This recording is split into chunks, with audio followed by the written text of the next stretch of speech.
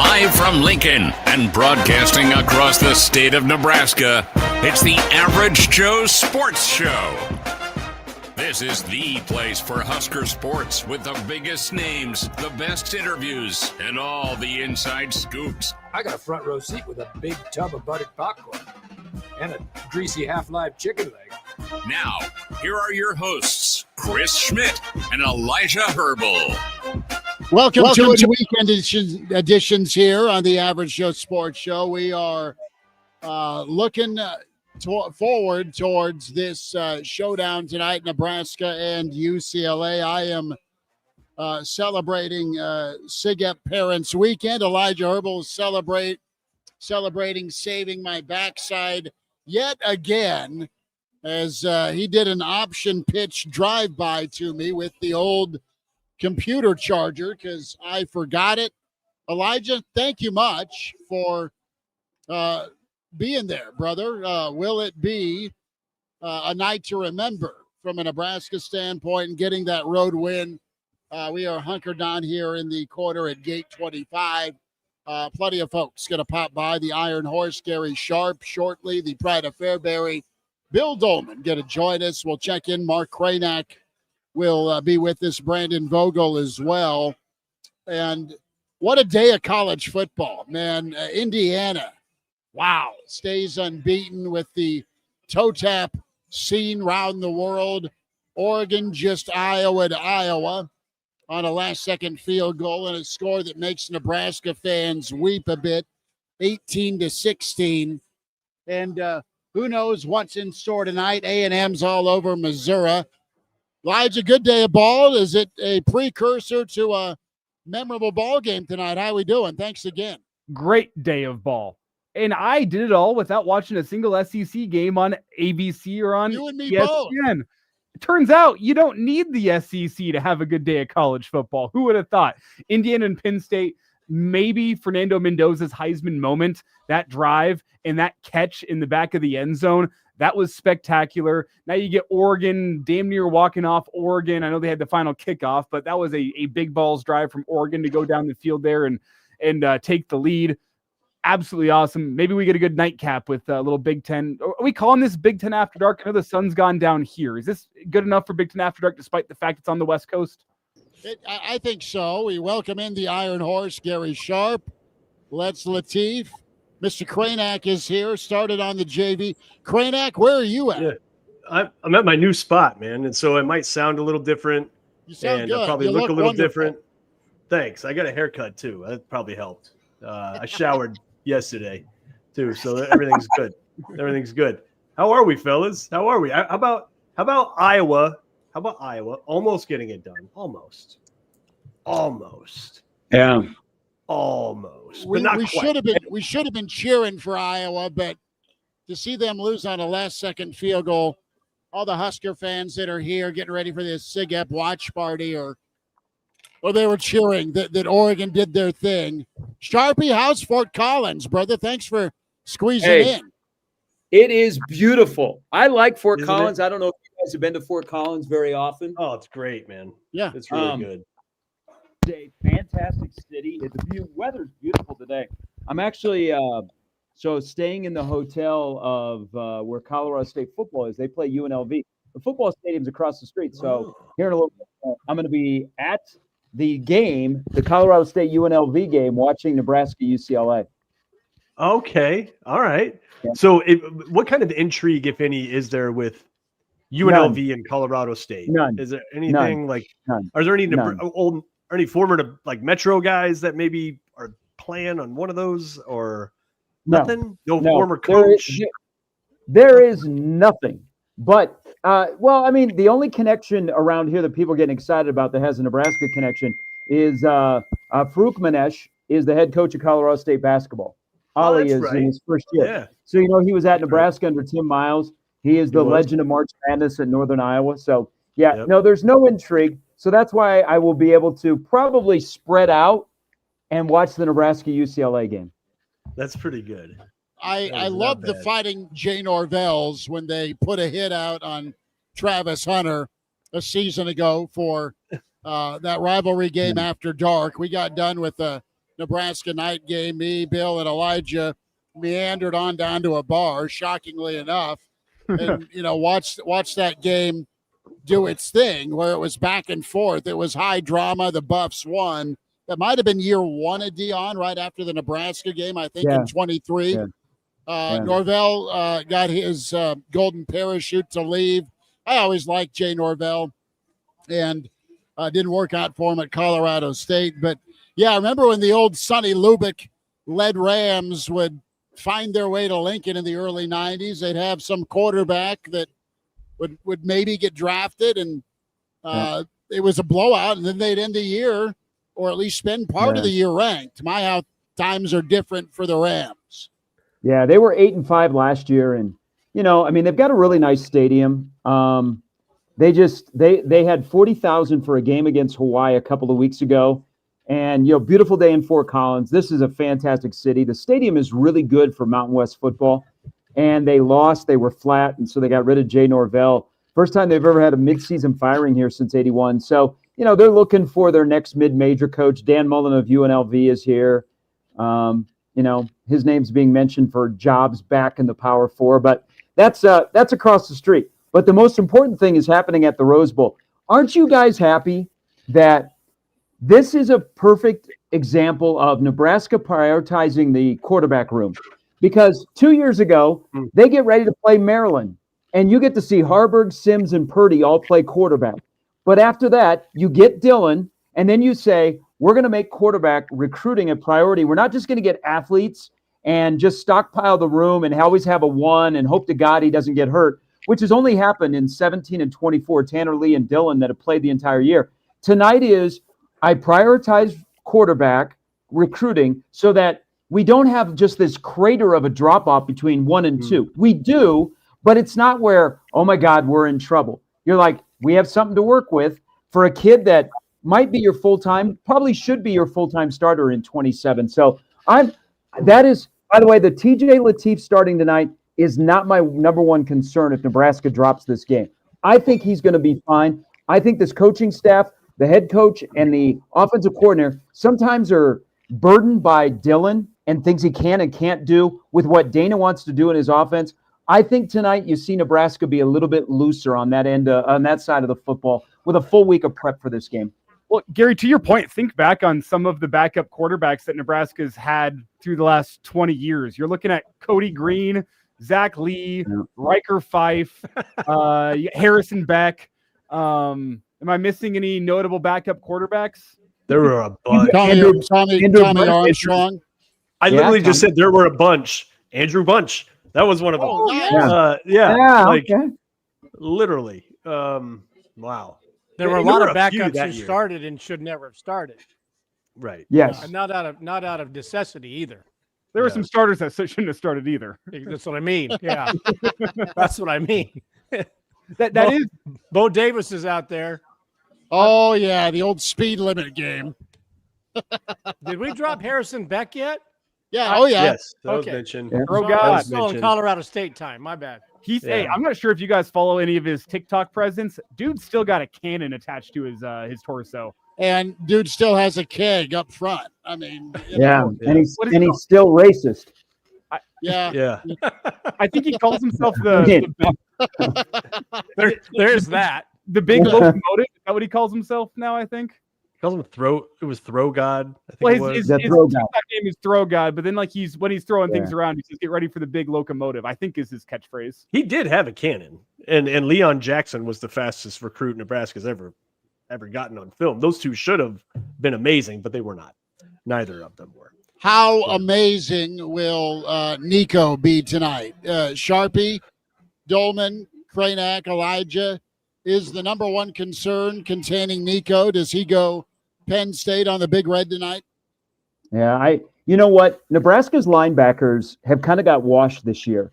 And I think Javen Wright's having a career year if you look at his numbers, but it seems like the linebackers disappear too often. And I think it's because of discipline. Like following the football, you go back and look at some of the long runs. It's whether, and everybody can talk about the bad run fits. I'm talking about the vision, just knowing where the football is and then getting cleared out. So they're going to, like ball deception we've all had that in our lifetime where we've tried to be deceiving with our balls and, you kind of hide it.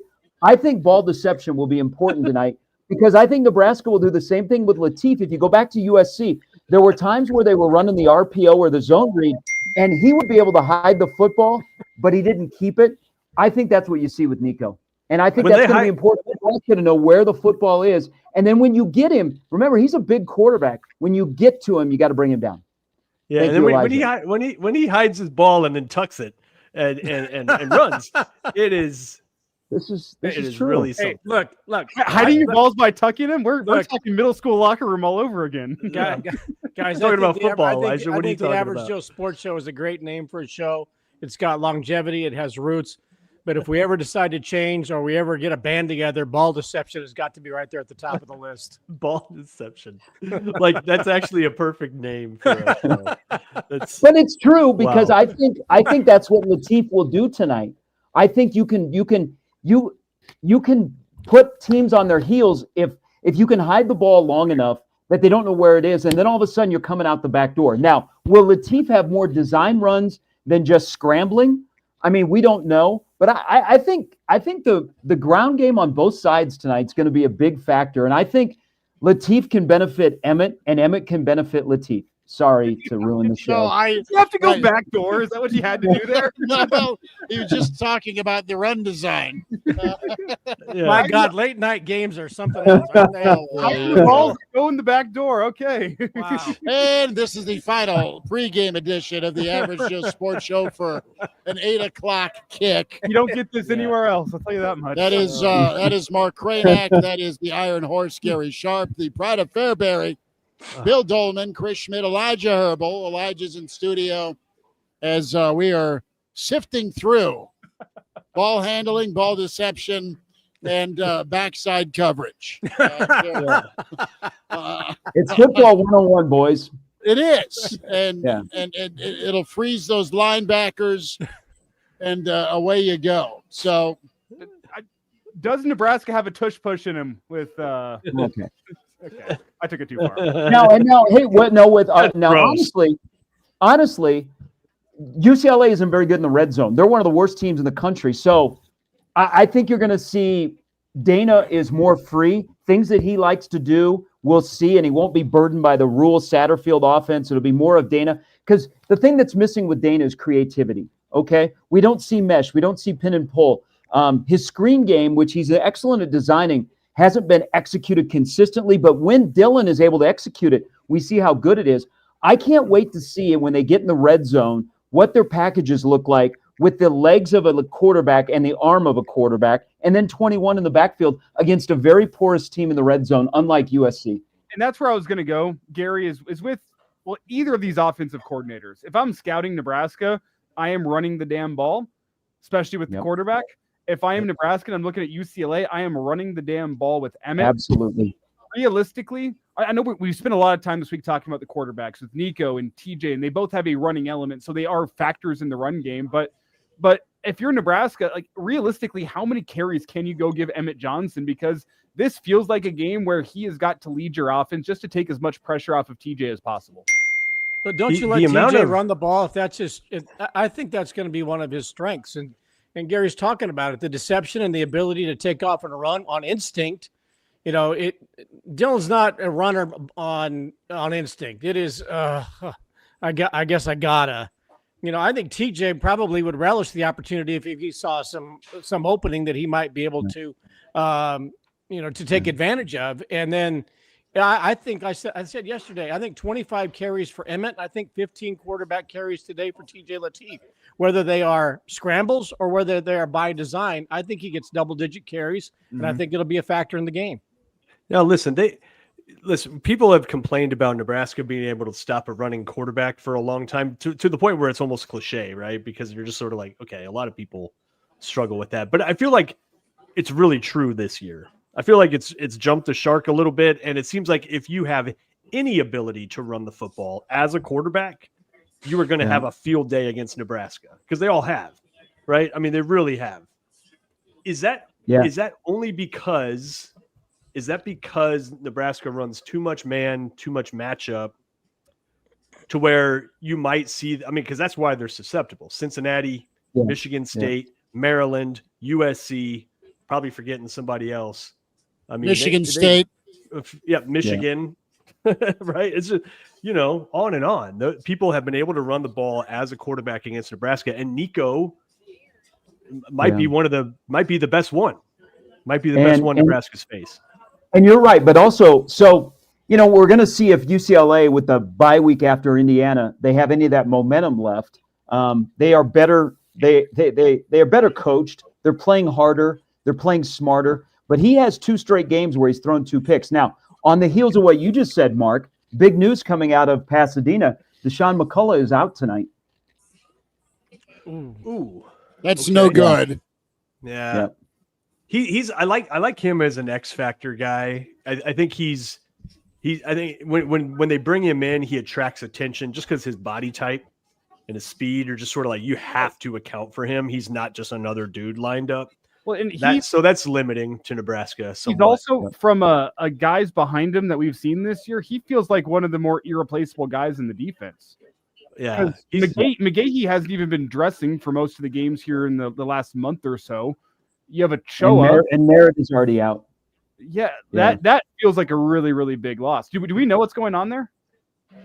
No, that's a surprise. That was not brought up all week, and he just popped up on the Big Ten injury report as being out. Listen, Nebraska has 3 freaks on defense, right? That are just they have a lot of good players, but 3 physical freaks. You got Waneri, you got McCullough, and you got Keona Davis. Those 3 guys are built like not a lot of human beings are built on this planet. So losing one of them, especially one that has some experience, that's not great. Not great. Although I wouldn't say he has impacted the season. He's impacted a couple games. Wouldn't say he's impacted the season a great deal, right? I feel like Nebraska has some depth. There's no one like him behind him, but I feel like Nebraska has some depth to be able to overcome. He's been their primary kind of disruptor, him and Waneri. Those have been the 2 guys that have harassed the quarterback. He really, I'll say this, set the tone against Michigan State when it came to kind of getting them off kilter, throwing the football. So that is huge. So who steps into the role? And I'm not talking about number 2 on the depth chart. Whose job is it to make Nico problematic throwing the football? You got to contain him, obviously, and you can't just let him quarterback draw or quarterback counter you to death, but that may be a thing tonight. Well, I guess Nico right now is at what, 60, low 60 percentage when it comes to completions, 63, and he's 10 touchdowns, 7 picks. Has all the arm talent in the world, but he's just not the best decision maker or defense reader. So obviously the secondary is big, but you want to get some heat on him. Honestly, McCullough's a guy that I would have opted to spy him on some of those weird downs, those third downs. He's really versatile. Well, with the really versatile. With the lack of a similar type behind him, I wonder how prepared the Husker coaching staff was for this, because this feels to me like a schematic change defensively you'll have to make in order to account for the fact that you won't have him, just because there doesn't feel like a like-for-like guy that can go in and fill that role as it stands right now. Like, I see it much more as a 4-down defensive lineman go pet shock on the outside as a defensive end, as opposed to trying to bring in a Choa as a 2-point guy off that jack position. So I'll be curious just how prepped up the Husker team was for the fact that we're going to have. To do it? Going into the Michigan game on the depth chart behind McCullough was Dylan Rogers. And we talked about him at all this season. No. Well, he did. So he did come in and play in the first half on Saturday against USC, but there's a drop off between McCullough to Rogers. So I think you will have. I mean, you know what Elijah brought up about a 4-man front. They're going to have to turn some things around. But again, whoever is out there has to play on the outside. They have to be smart. You can't let him get out the back door. That's the same thing UCLA is saying about Latif. You have to and Nebraska's going to have to be really good on first down. I think first down is important tonight. USC kind of gouged Nebraska on first down last Saturday night running the football. But if you can get Nico in a passing situation, I'm telling you, Nebraska should be able to eat up these wide receivers from UCLA. I mean, I think first down is going to be important, but he's a big loss, and they're going to have to find a way. They've got plenty of bodies, But again, they don't have anybody with experience like he does.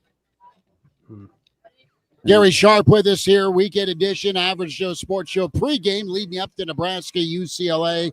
Bill Doleman, Mr. Mark Kraynak, Elijah Herbel, Chris Schmidt.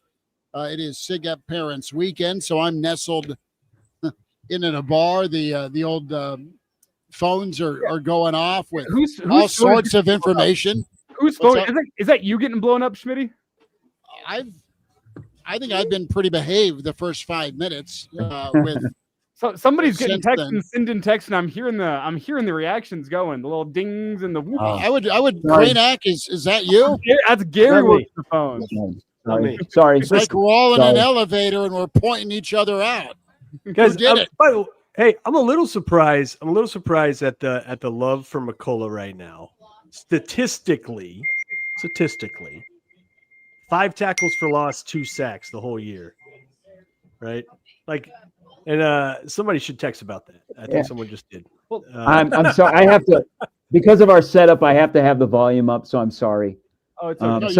Somebody I'm meeting here in just a second. I think when one of us makes a good point, we get a ding. That'd be good. Yeah. You know what? You're right.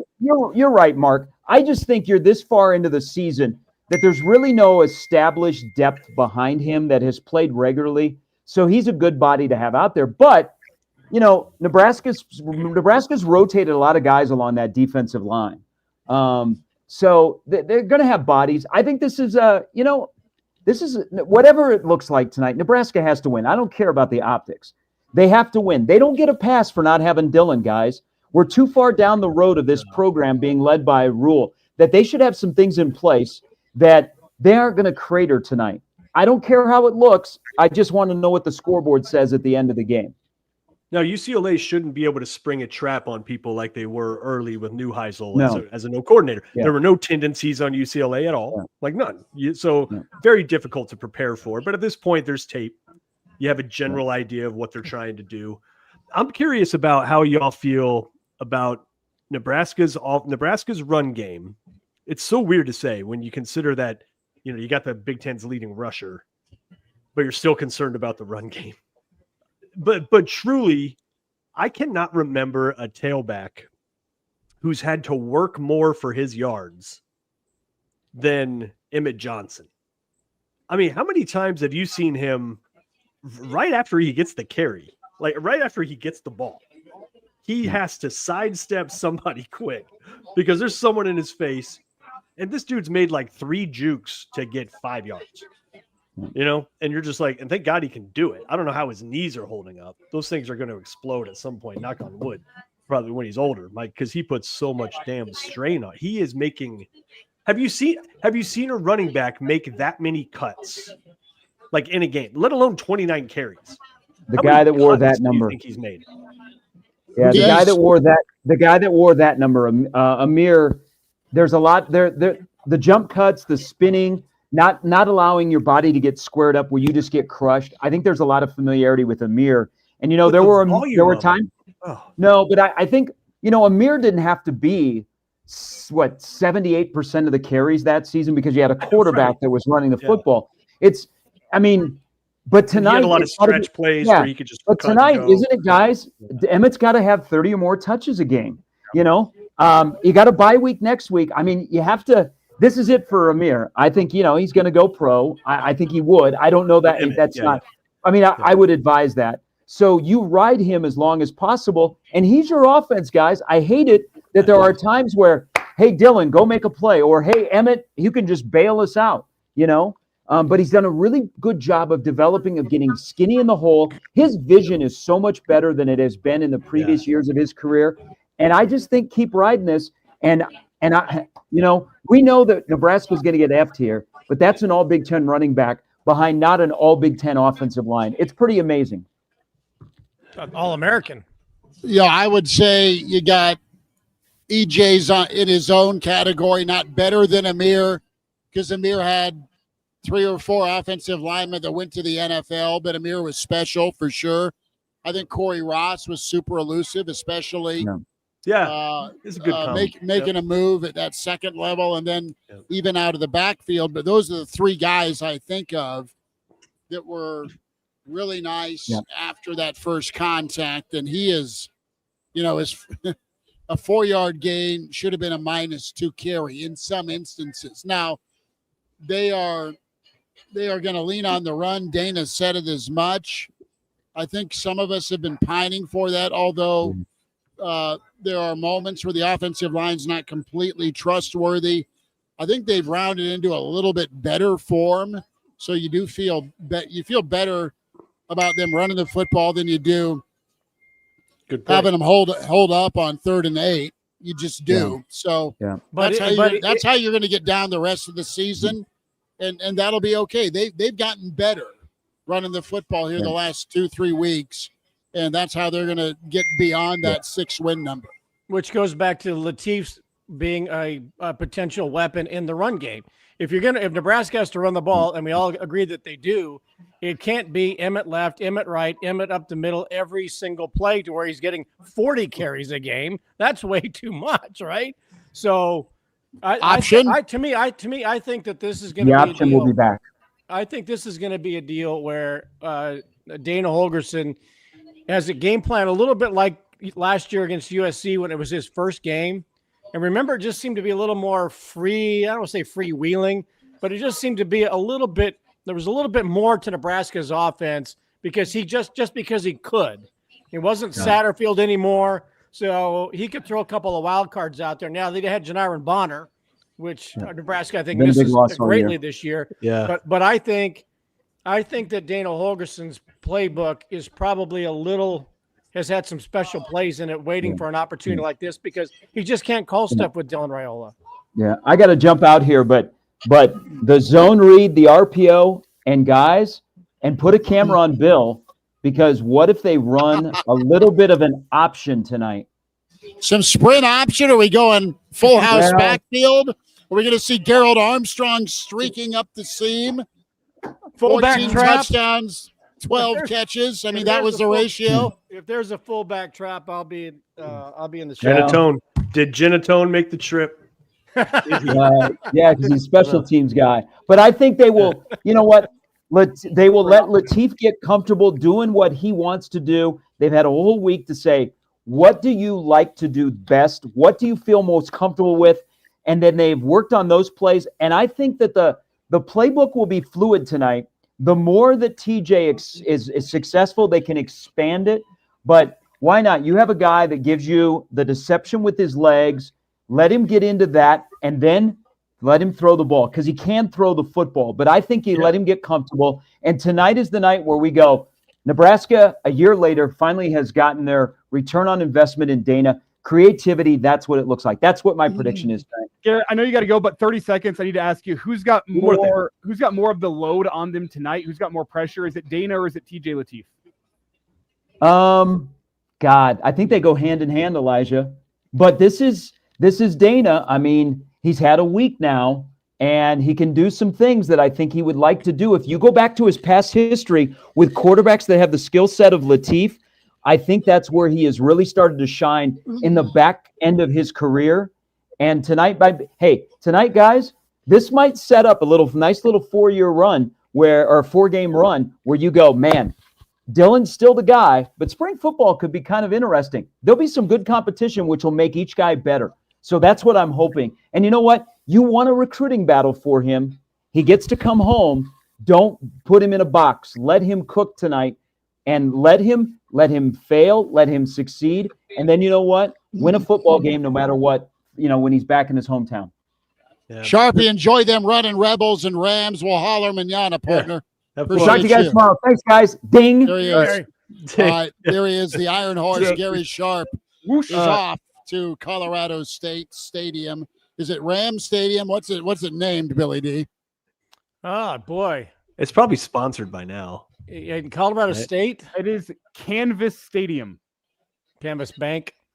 Officially, Sunny Lubick Field at Canvas Stadium. I knew Lubick had to be there somewhere. All right. Yeah.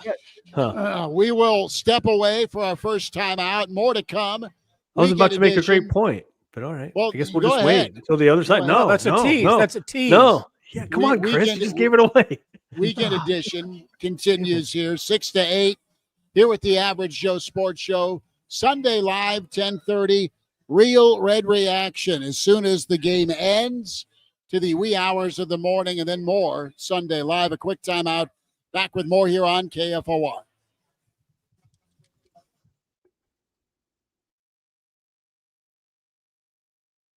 Progressive knows there are some surprisingly expensive things in life, like rugs. And people say a rug would really bring the room together. And sure, you don't know what that means, but it sounds important. Suddenly you're using words like jute and sisal. Then you see the price and lose it, because how can the thing you walk and spill on cost so much? So you devote your life to taking down Big Rug. But then you remember that switching your home and auto to Progressive could save you hundreds. So looks like Big Rug is safe. For now.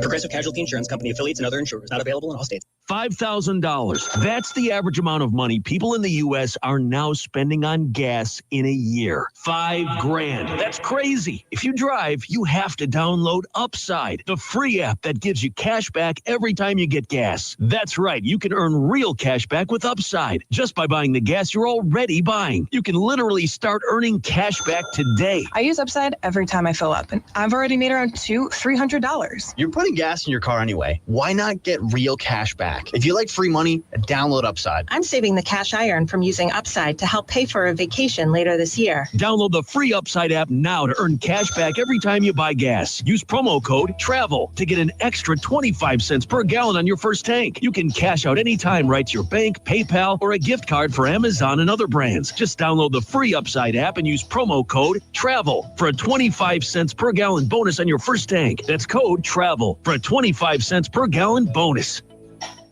Here's a tale of Becky. Didn't know what to do with new meds prescribed and no real cost clue. She squinted at prices, that can't be right. Then tapped GoodRx and saw the light. She could get a deal, book telehealth if she feels.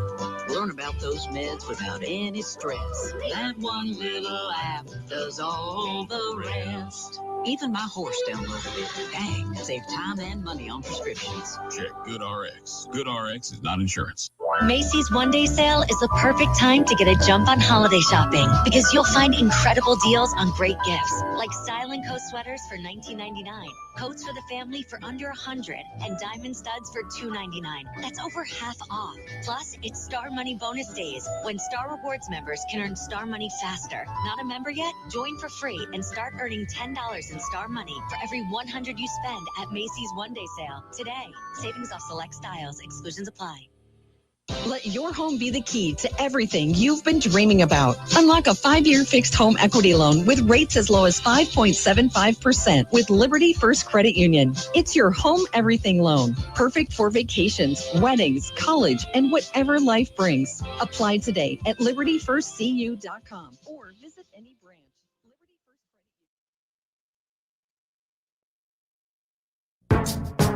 We're back with more. It's the Average Joe Sports Show with Chris Schmidt and Elijah Herbel.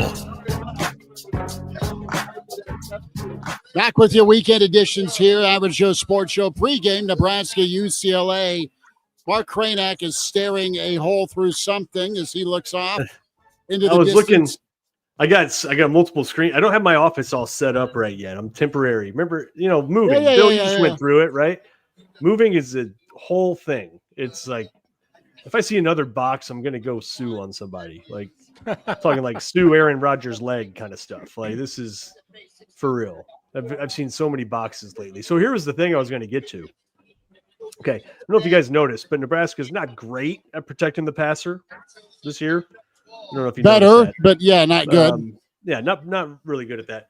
Have you seen how bad UCLA is at putting pressure on a quarterback, though? They're not just the worst in the conference; they're the worst in the country. Literally, they have 6 sacks on the year. Kraynak, that is not mattered. Well, at this point, though, week 9, week 10, you would think it does a little. How many sacks did Minnesota have coming into their game against Nebraska? Well, lead Michigan the Big State Ten now. almost doubled their season output. Well, they lead the Big Ten now. Minnesota. Well, guess who they played? Well, I know. That's one thing when you look it up. You're like, God, did Nebraska just face all the best sack teams, or are they all the best sack teams because they played Nebraska? And it's a little bit of that. And if you zero in on right tackle, Turner, man. I don't know if I've ever seen an offensive lineman he's been really good run blocking this year. He's getting downfield. He's nasty. He's doing a really good job there. But protecting, I mean, last week against USC, there were maybe 3 or 4 plays where he literally doesn't get a hand on a guy. Like it's just they just literally run right by him, and you're like, wow, like, that's not gonna work. Like, this is tough. And so I'm very interested to see how Dana calls a game today when there isn't that much of a threat. And I'm also wondering, right? How the offensive line looks with a more mobile quarterback behind them. It is tough whenever you have a quarterback behind you that likes holding on to the football and is pretty stationary in the pocket, not a moving target for defensive linemen. It makes the job of an offensive lineman a lot tougher. I'm not sitting here saying the offensive line has been great for Nebraska this year. They haven't been. They also haven't been bad enough to be the worst pass protecting unit in the Big Ten, which I think what they are right now, just based on sacks given up. There's an element of the offensive line needing to be a little better. There's also an element of your quarterback needing to help out your offensive line. I'm really curious to see how TJ can go and handle that tonight, because there needs to be some plays for him where he is holding that football in the pocket for a few extra counts. I think the strength of his game as a quarterback is the deep ball. I think he throws a really pretty deep ball. The ball comes off really good. Nice. It's a good deep ball. And I think, as Gary kind of said, you brought TJ here to be a quarterback. He's starting a football game. You don't put the handcuffs on him and keep him from being a quarterback. You got to let him go out there and do what he does. And I think part of that is, hey, taking the top off the defense occasionally. So I'll be curious to see what that offensive line can do in combination with TJ whenever there are chances to go deep on this defense. Well, he can roll. He can roll probably quicker too. I mean, Dylan Raiola trying to run is not a strength, but even just stepping out of the pocket, rolling left or right is still somewhat cumbersome. And if there's this design rollouts for Latif getting from A to B, from out from center to the left or to the right, it's going to be quicker. It's going to allow the offensive line to hold blocks just as long as possible, and not all of a sudden everything just collapses because the quarterback has held on to the ball so long and can't get out of the pocket to help himself either. I think that there's just a whole new dimension to Nebraska's offense because, look, he's going to be nervous at the beginning, right? He's going back home. He's going to have 100 people there. His first couple of series may not be that great, but I think once he settles down and is allowed to play the way they think he can play, and maybe and Dana Holgorsen says, look, I've got this in the playbook for you. This is what we like about you and what, why you came here, all of that. And again, going back to UCLA scout, UCLA can't take anything from Akron and Houston Christian and say that's the kind of quarterback TJ Latif is. They got to go back and watch his games from a year or so ago, last 2 years at Orange Lutheran in Southern California, to see what it was like playing against those teams. That's the most extensive video on TJ Latif there is. So I don't think they have a true look as to what he can do with the offense that he has around him. One of the things I'm confident in, you talk about the offense around him. The offense around him is more important than TJ himself in Nebraska being able to put up yards and being able to put up points. Emmett's going to need to help him out. The wide receivers going to need to help him out. The offensive line is going to help him out. Because of that, I have faith in Emmett Johnson. I think Isaiah Hunter is a difference maker. I think you look at Luke Lindenmeyer. He's a guy that if you can get him involved, he can cause a lot of problems for defenses. All those things considered, I think Nebraska and TJ will be able to move the football tonight. I think they'll be able to put up some points, as many as they did under Dylan. Time will tell on that. But I have confidence that TJ will at least be able to operate this offense and keep it moving. My big question with him, a guy making his first start as a true freshman, there will be freshman mistakes.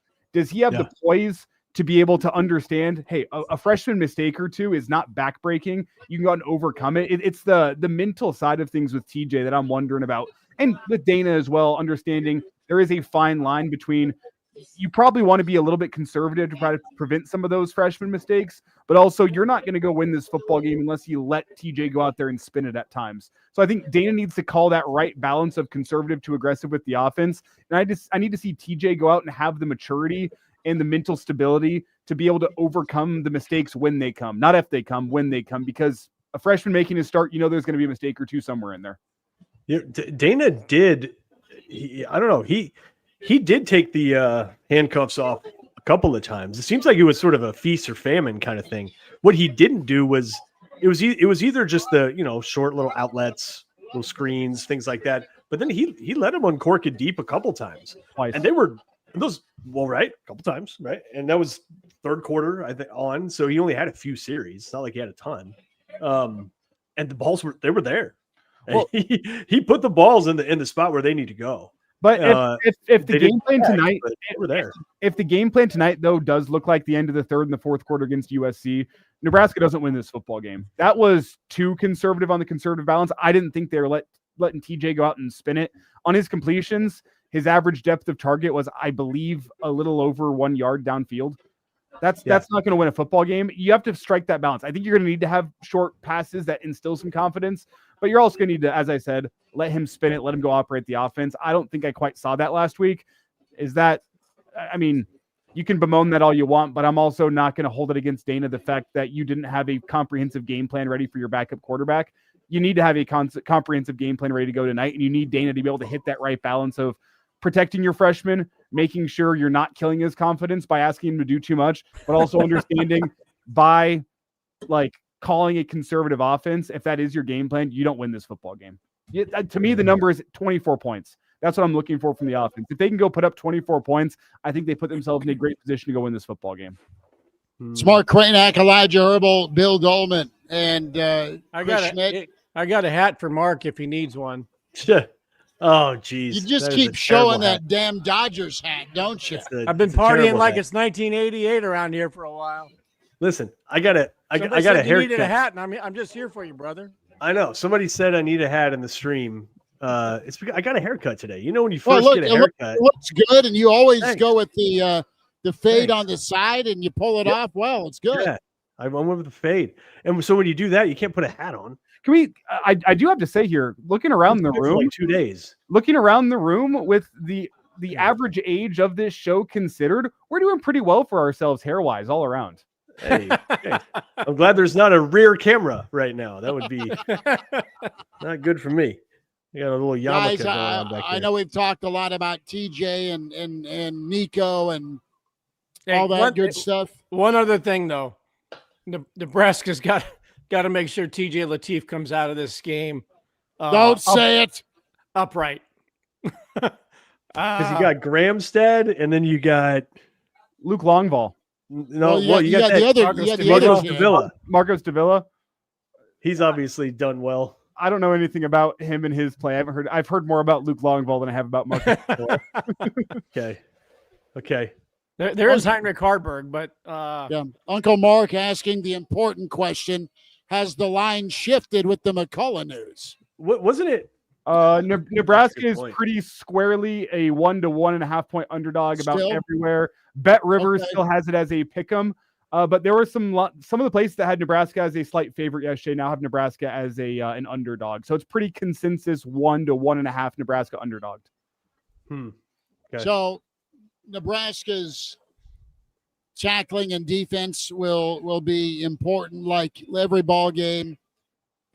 We've heard a lot about TJ time and just some of the signage and the sea of red that is in existence out in LA from social media is very real. It's going to feel like a home game for Nebraska.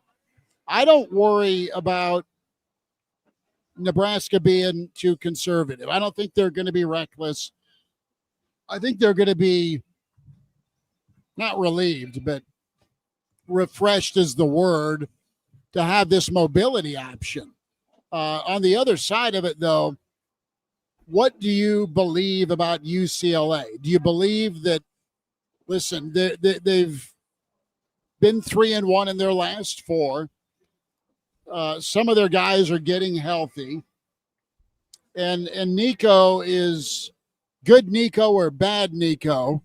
It just depends on how they play it up. And they've really taken a lot of the pressure off of him, not asking him to do everything, but giving him the ability to do some big things on some key plays. You're going to run with that guy to go make a play for you. I think Nebraska's focused. I think they're going to be able to get up off the mat, so to speak, from last Saturday night that was absolutely just draining. And I think they win tonight. I know we got another hour 15 of the show, but I think they're going to win tonight. I think they're confident, and I think, Nebraska will have less mistakes on the field. But I want to get Kraynak's thought. I haven't asked him about it this week, and you guys can chime in as well. Billy D, you can as well. Elijah and I beat it up quite a bit. But from a coaching and game plan standpoint, game management, either are you two concerned about last week's faux pas being a thing again? It's been an issue from time to time. I think it's always a concern. I just don't think they're good at it. I think I'm not sure that Matt Rule values timeouts quite like other coaching staffs do, right? When you boil it down, I feel like they are more than happy to burn them at really weird times, into the first quarter, middle of the third or something. That it happens pretty seemingly frequently enough to where that does concern you when it gets down to being a tight game, because no matter what you're saying about Nebraska beating UCLA, which they very well might, Vegas isn't quite so sure, but it's probably going to be close. It's probably going to be a one-score situation regardless. And so those game management things do matter, and how much is Latif used to all that too? How much is he used to the communication in the helmet when the bullets are actually flying? Of course, they practice those kinds of things, but I'm sure the pitch and the tone that he hears from Dana and the amount of things that are going on make it a little different, right? So how is he going to handle things like that? And are either of you concerned about his ball handling ability? Was that just nerves last week against USC? Because he was running pretty damn loose with it. No, those, though, are the kind of freshman mistakes I'm talking about, where it's one thing if there's nerves and the ball gets knocked out. It's another one if the ball is in the wrong hand as you're running out of bounds and you give the defender a chance to knock it out.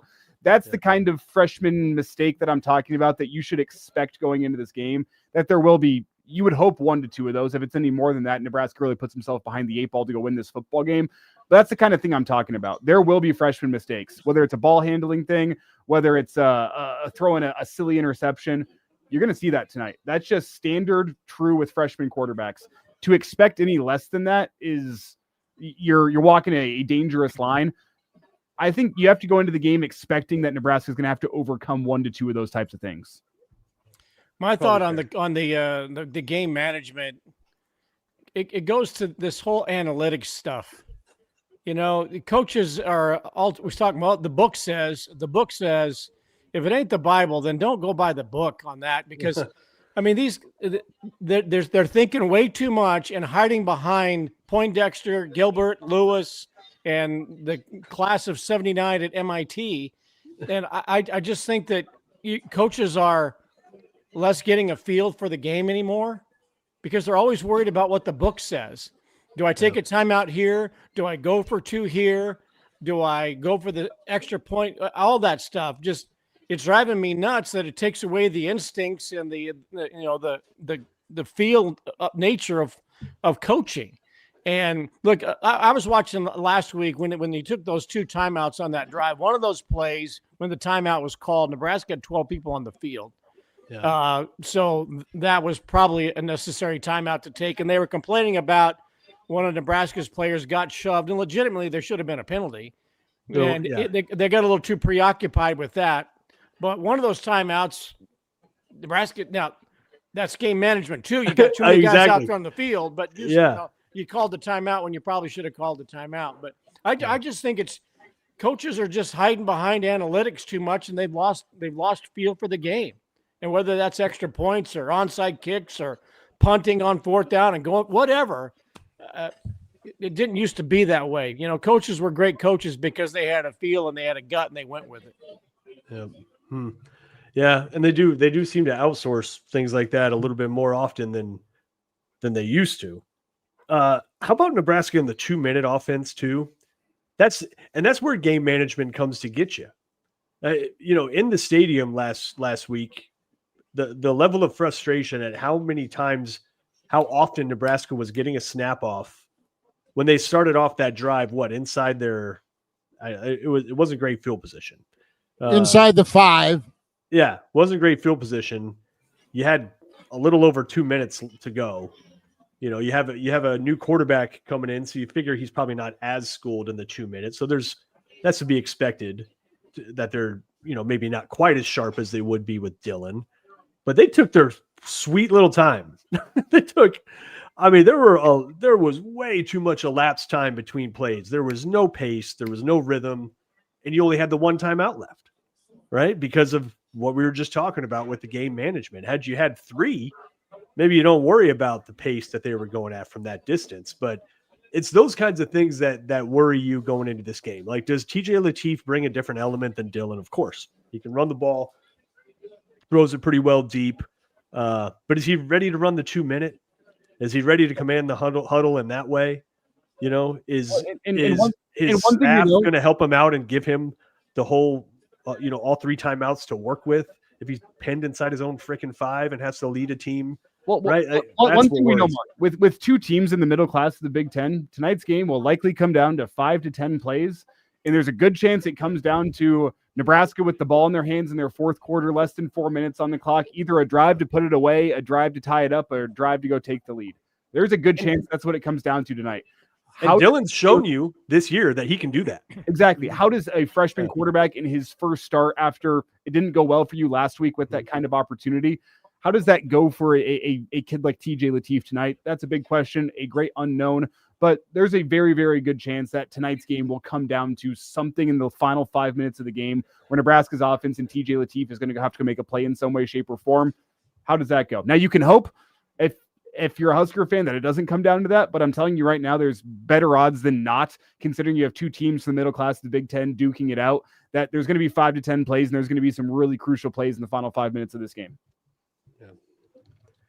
I hope it comes down to that. To watch Lateef go do his thing. I mean, you hope it comes down to that? Well, yeah, I do. I want to see this guy thrive. I want to see him go make plays, and I don't want any blinking that goes on with this. Go let him ball out, because I think he's super talented, and I think he can make the offense pretty high level with that mobility.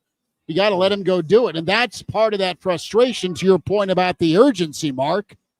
I mean, there was a monster drop-off, in a large part because of what felt like preparation, or at least confidence and trust with what they called. I know it's going to be different, but Nebraska was so inept on offense, despite how good Emmett was. They didn't keep going to that. Every time they tried to throw it, it didn't go well. It was 5 of 7 for a yard per completion. So they need a light year jump from what last Saturday was. And I think Dana's capable of doing it. I think TJ's capable of doing it.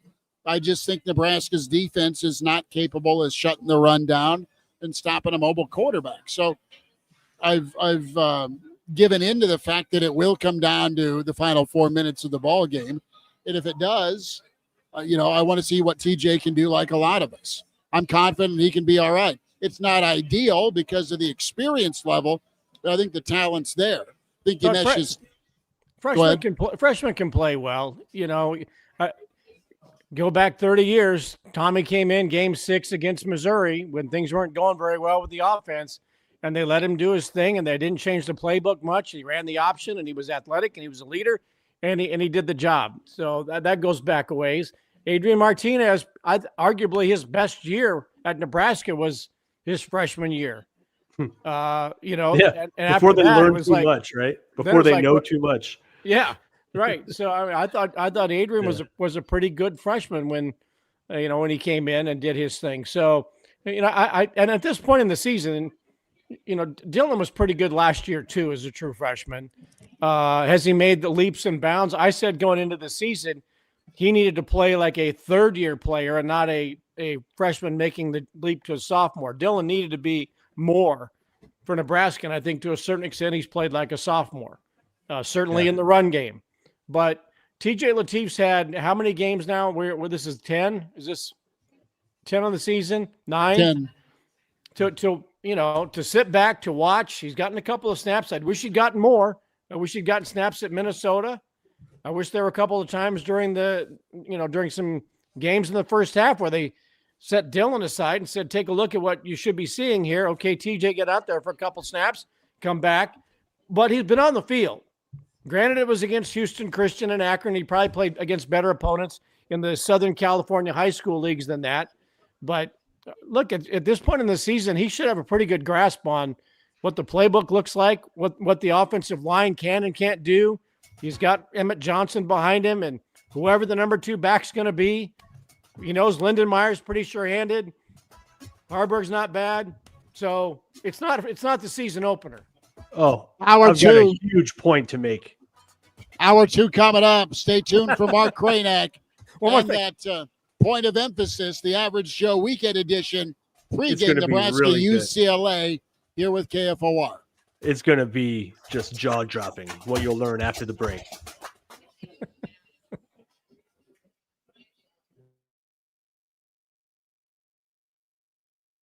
An official message from Medicare.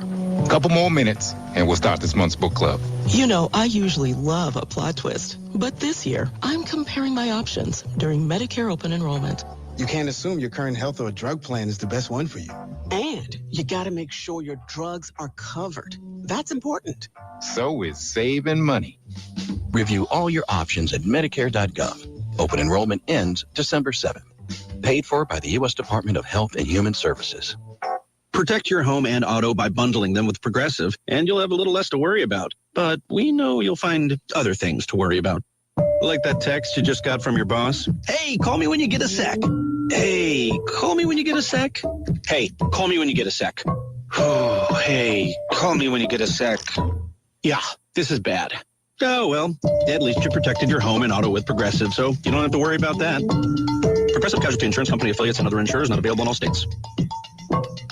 Tried everything to stop the cold air from leaking through your windows? Weather stripping, thermal curtains, even the latest DIY hack, bubble wrap? Instead, replace them with Heartland of Nebraska Windows. Hey, it's Jill St. James. That's what I did. Heartland of Nebraska Windows is a local family-owned business with an A+ rating with the BBB. Call Kathy for your free estimate and take down the bubble wrap. You can get more expensive windows from a bigger company, but you can't get better windows from a better company than Heartland of Nebraska Windows. Tickets are on sale now for Zoo Lights, powered by LES. This year, enjoy more nights of Zoo Lights with updated open dates to launch before Thanksgiving on November 21st.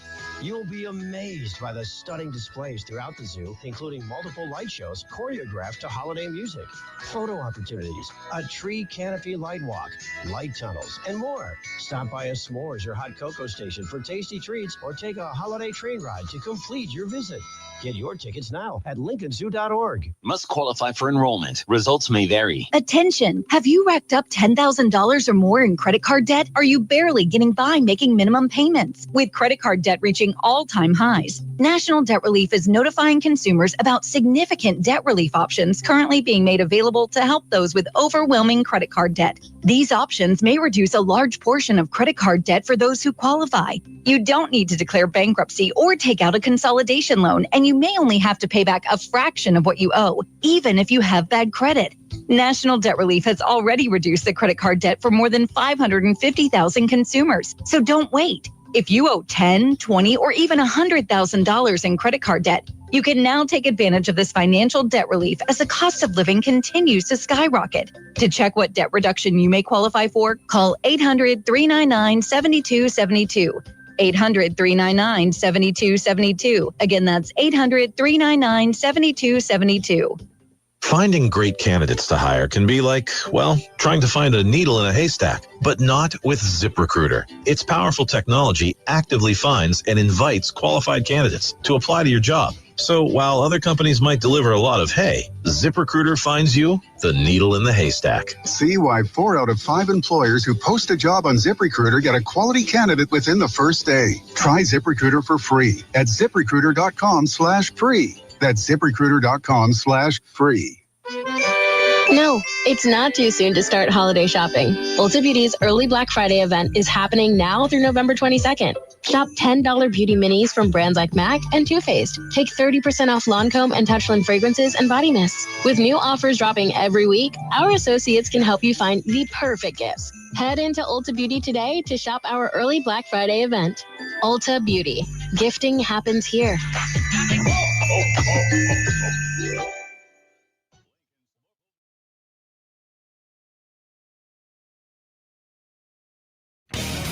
We're back with more.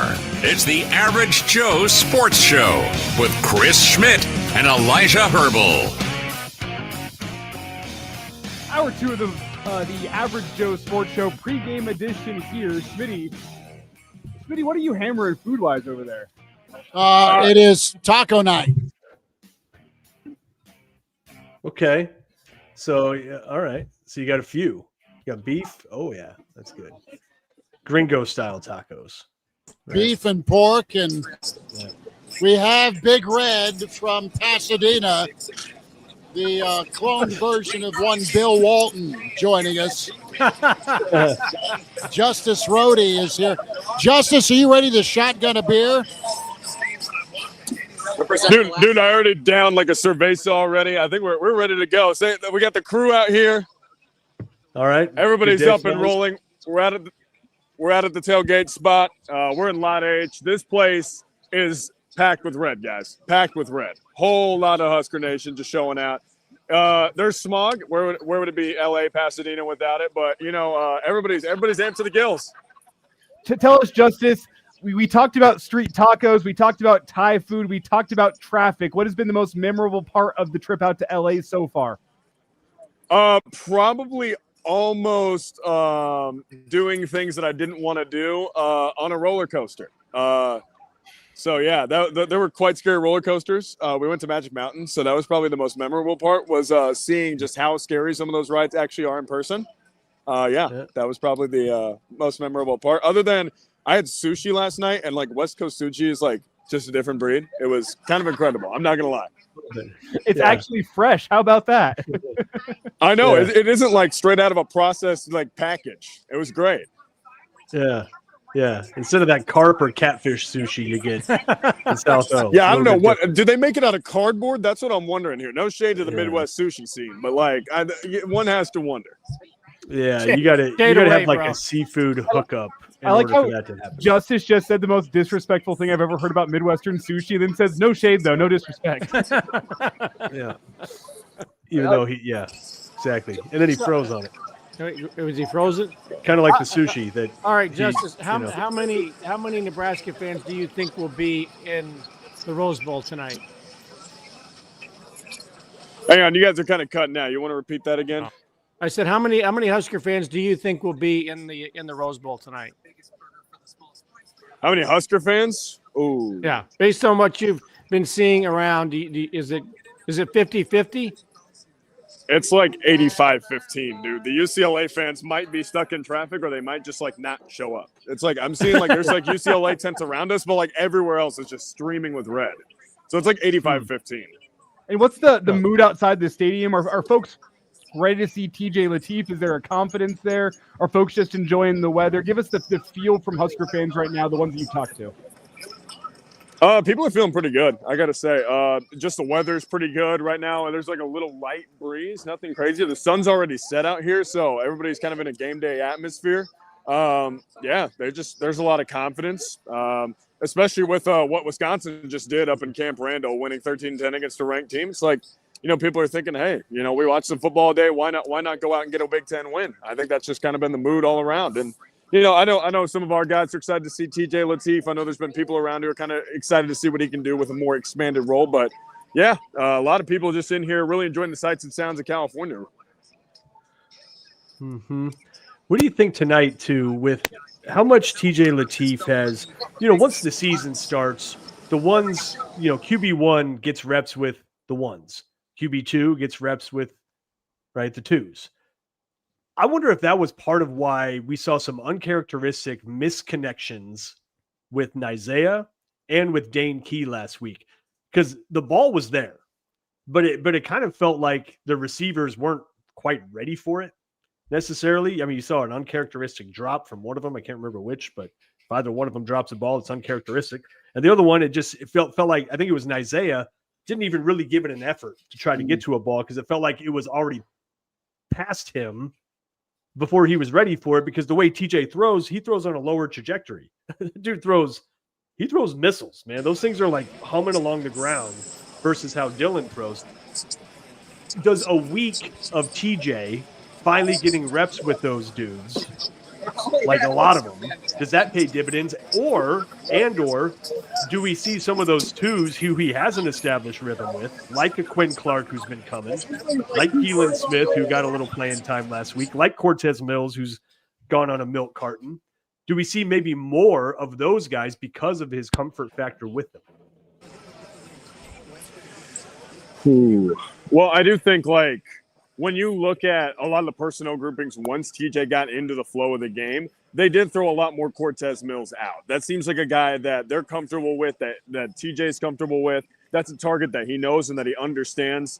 Now, Isaiah's a big game hunter. I mean, that's not a play on the last name. He is a guy who can go up and just get 50-50 balls and turn them into 70, 30, 20s like we talked about. Denke's a reliable possession receiver. Emmett Johnson's going to help you balance it on the ground.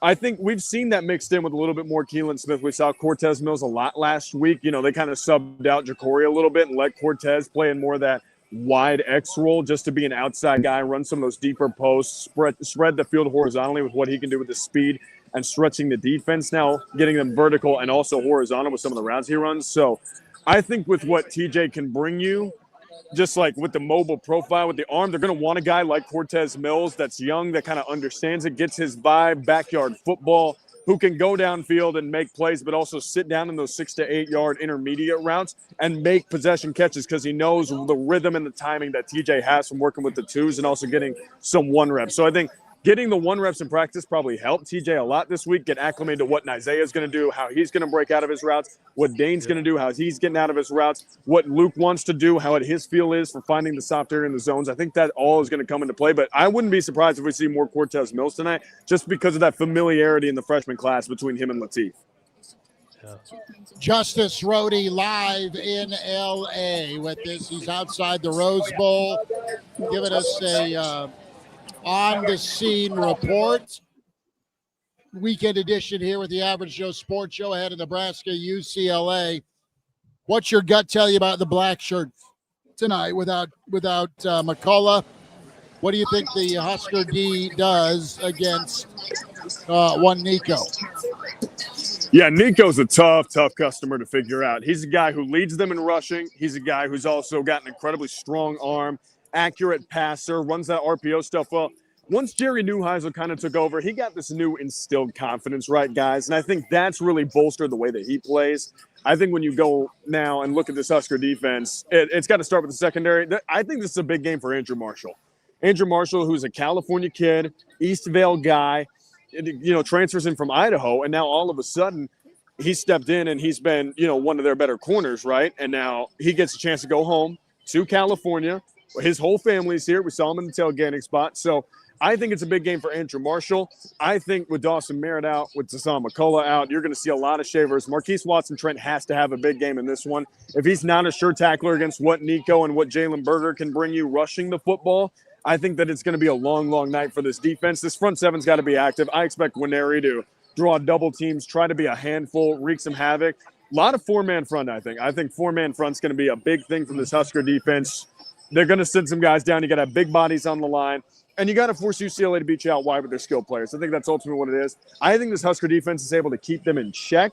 I think it's all about the ground game, though. Can you keep UCLA under 150, 175 rushing? I don't know without, having Dawson Merritt as a rangy sideline-to-sideline guy, but I trust what Shavers can bring you in that linebacking core. I think another week of this defensive line, they've got to buckle down. I'm not so confident in UCLA's offensive line. So I think that with that, I think they'll be able to keep them under 200. You got to keep them under 150 to 175 to have a real chance to take a foothold in this game. Who are your four? Who are your four that you're going with on the D line to start and end the game when it's crunch time? I think with the way Judy played last week, I think he's got to get a nod at nose tackle. I think Winery's got to be in there. I think Winery's probably your best pure pass rusher that's not named Tassan McCullough. For pure size, I would probably throw Riley Van Poppelen, try to go 2D tackles, see if you can just gum things up in the middle, pack some midline gaps, and just see if you can make the A and the B gaps tough to run through, make them go off tackle and get to your linebackers and your nickel corner and see it right. And then I would probably keep Keona Davis there for now, but that's pretty tentative because I think his performances need to improve, or otherwise I think there's a real chance that Cade Petchak could leave him in the lineup tonight. So I would put Keona Davis at that fourth, but don't be surprised if we see a lot of Cade Petchak. What does Keona Davis need to do? What does he need to do, especially both Justice and Elijah, especially you guys that have played in the trenches or at least tall, unlike the rest of us. What does he need to do? Because again, physically, he is one of Nebraska's three freaks with Waneri and with McCullough. He's just built different than most of the guys. Is he playing too high? Is that his main issue? Is he not getting off blocks? What's his main issue? Because he's got all the skill. And you remember how Husker fans felt when he decided to enter the portal last year. People were not happy about that. People were very high on his future, but you don't hear a lot about his production yet this year. Oh, yeah, I think with the thing with Keona Davis is I think a lot of times when he fires off, he's getting up into the shoulder pads of an offensive lineman. I don't think he's violent enough with his hands. I think that's been a problem across the entire defensive line. There's not enough violence and aggression in the hand fighting, right? When you get into the trenches, it's very much on not who makes first contact, but who fights through first contact and establishes rough and dominant physical contact with the second initiation of contact with the hands. So when you're working in the trenches, it's all about, okay, now once I lose the first hand battle, I can't get locked out. I got to fight, swim through, and reestablish contact on this guy and then make my pass rush set from there. With Keona Davis, he's kind of just getting walled up after the first one, and he's not using his hands and swimming through and fighting to a more advantageous position into that second set and trying to make a pass rush move from there. And so that's really been his problem. And I think if he starts at a lower point of contact, I get he's 6'5", fire off low, work through the hands, and then once the first wave of your pass rush set is kind of, offset by an offensive lineman. If that doesn't work, you got to rip through and be physical and be fast with your second. And I don't think that he's been fast or violent enough with his hands to really create a problem for offensive linemen. They can kind of just sit there and base him out and then just worry about walling him and keeping him away from the set that they're trying to run or keep him away from a quarterback that he's trying to get to. With pad level. The pad level hasn't been great. Hand fighting hasn't been great. When Nebraska does get single blocked, they're not getting off blocks and making plays. And then whenever you are getting eaten up by single blocks, that allows offensive linemen to get up to second level and kill your linebackers. And linebackers, they've been a little slow to react at times this year, but I don't blame them because they tend to have an offensive lineman in their grill absolutely killing them. And then, it's a running back one-on-one with the safety. Let's see if the safety can make the play. That's been an epidemic with this Husker team this year, where whenever offense lines do double team, guys are getting blown 7 yards off the ball. Whenever they don't double team, you can't take advantage and your linebackers are getting killed. Now it's a running back one-on-one with the safety. That is the heart of the issue for Nebraska's run defense this year. You don't have guys on the inside that can win that leverage battle one-on-one, get off a block, make a play. And whenever you don't have those guys, it is just going to feed back into your second level and into your third level. And what y'all are talking about, go ahead, Chris, sorry. Technique is uber important. You've got an NFL guy you brought in to help refine that, and it's a big last few ball games for this defensive line. You've spent to keep. There's talent you've won on the recruiting front and in the portal. They need to produce. The coach, that position coach, needs to get them to produce. And Justice, your reaction to Matt Rhule spending extra time this week with the defensive line?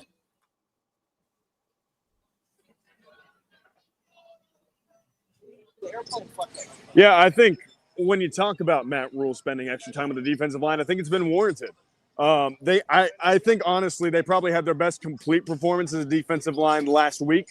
I thought that they made Mayava really tough, like from a pass rushing perspective.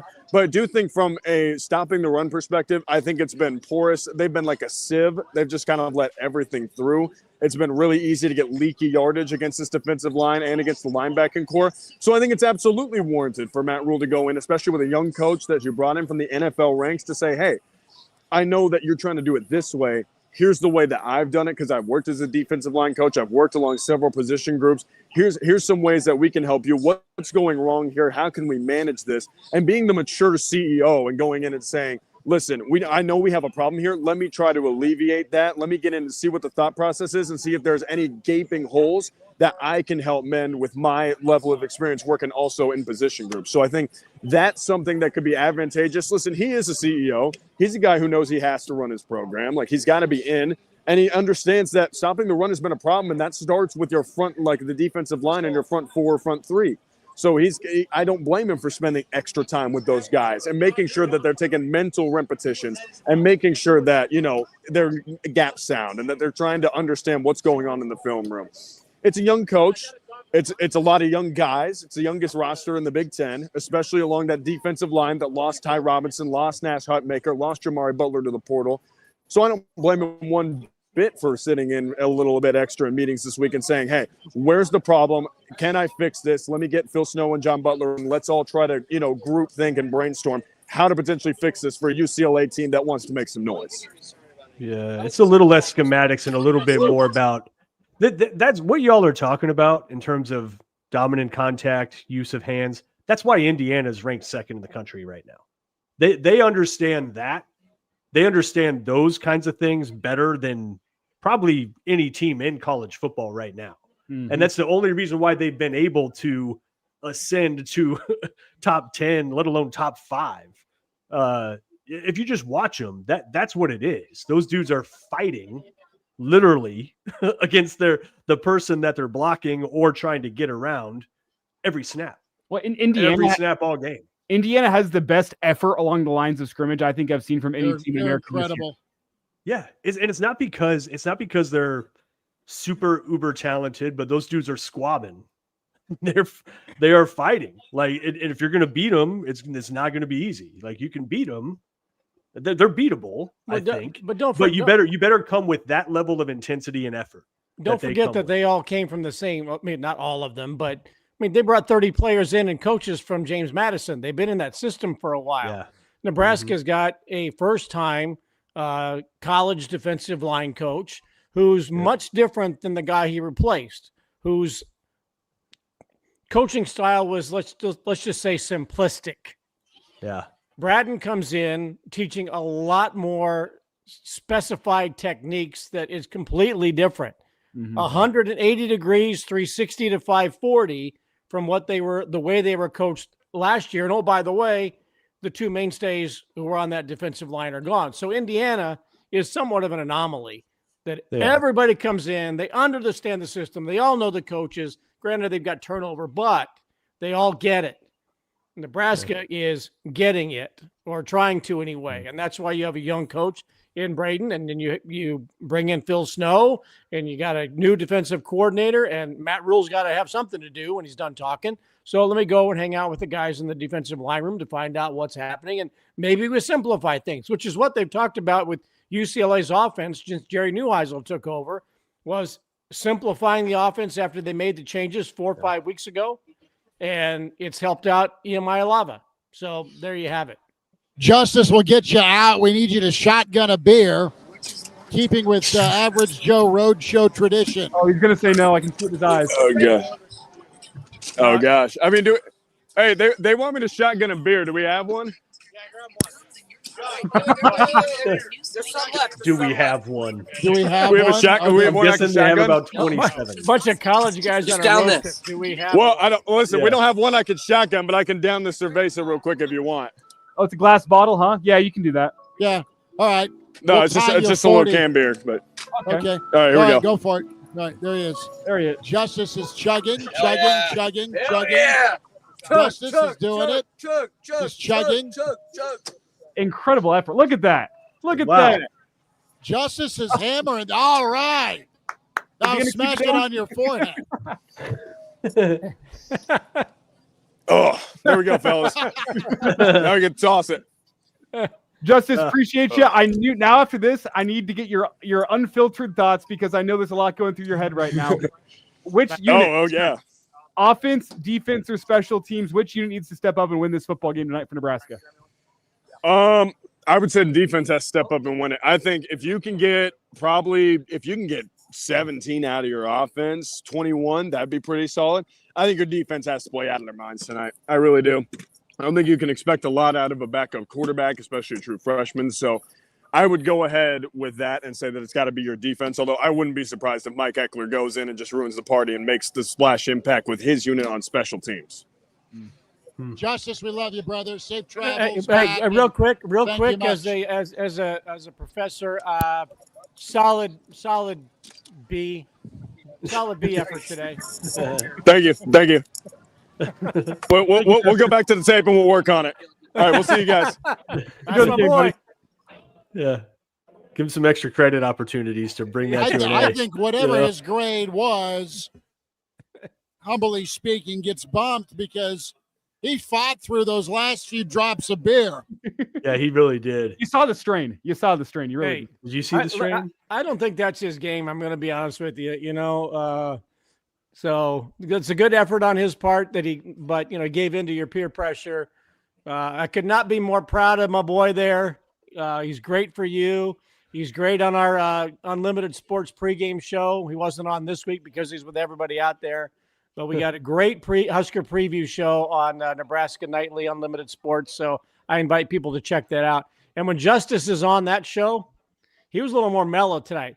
If anybody remembers the Hearns-Hagler fight from the mid-1980s, yes, the greatest 3 rounds in boxing history, I try to tell people what Justice Rhody is like. It's Hearns and Hagler. He's actually both of them.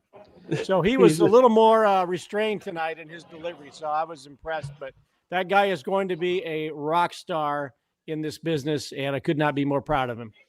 So on the other side of this table is my wife and son. And my wife loaded up a bunch of beans and rice and some sort of salsa. And she's going to go slingshot on me on air. Oh. And just start a food fight here at a party. No, and you did put on a cream puffy vest, so that would actually, you'd wear it well. The doors are open here, so it is a little cold. But Okay. And whereabouts are you, Chris, for the listeners keeping score at home? It's moms and dad. It's parents' weekend. It's parents' weekend for juniors fraternity, SIGAP. We've all been to Gate 25. We've done shows from Gate 25. Yeah. So that's where I'm hunkered down. It's a giant SIGAP party down here with parents. Okay. Good. Okay, that's good to know. There was already like Father's Weekend before. Right? Yeah, I know. Yeah. Huh. I don't know why I invited. I don't know why we invited her either. Jeez. Yeah. Let me ask you guys the question here. Bring it back to football before Schmidt gets slapped from across the table or food thrown at him.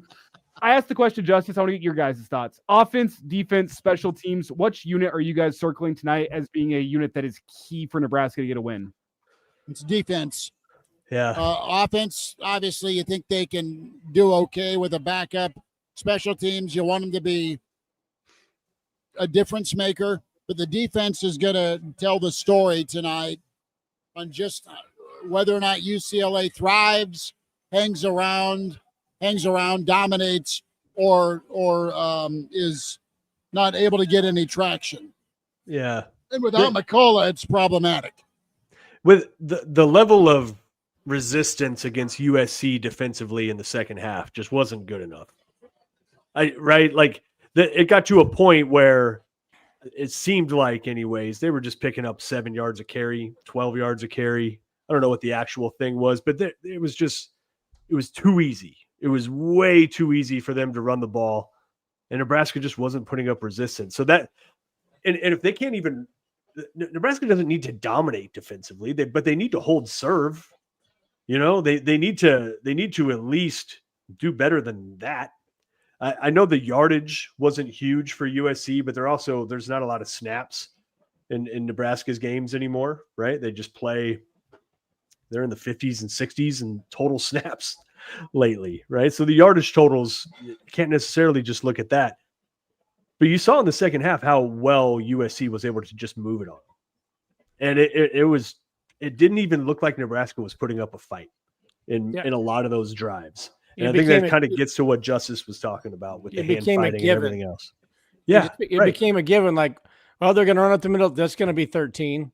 And then Maeva's going to run to the outside, and that's going to be 16. 13. Yeah, I mean, that it just became a given when they got the ball in the second half that they were not going to be slowed down unless they got close to the goal line.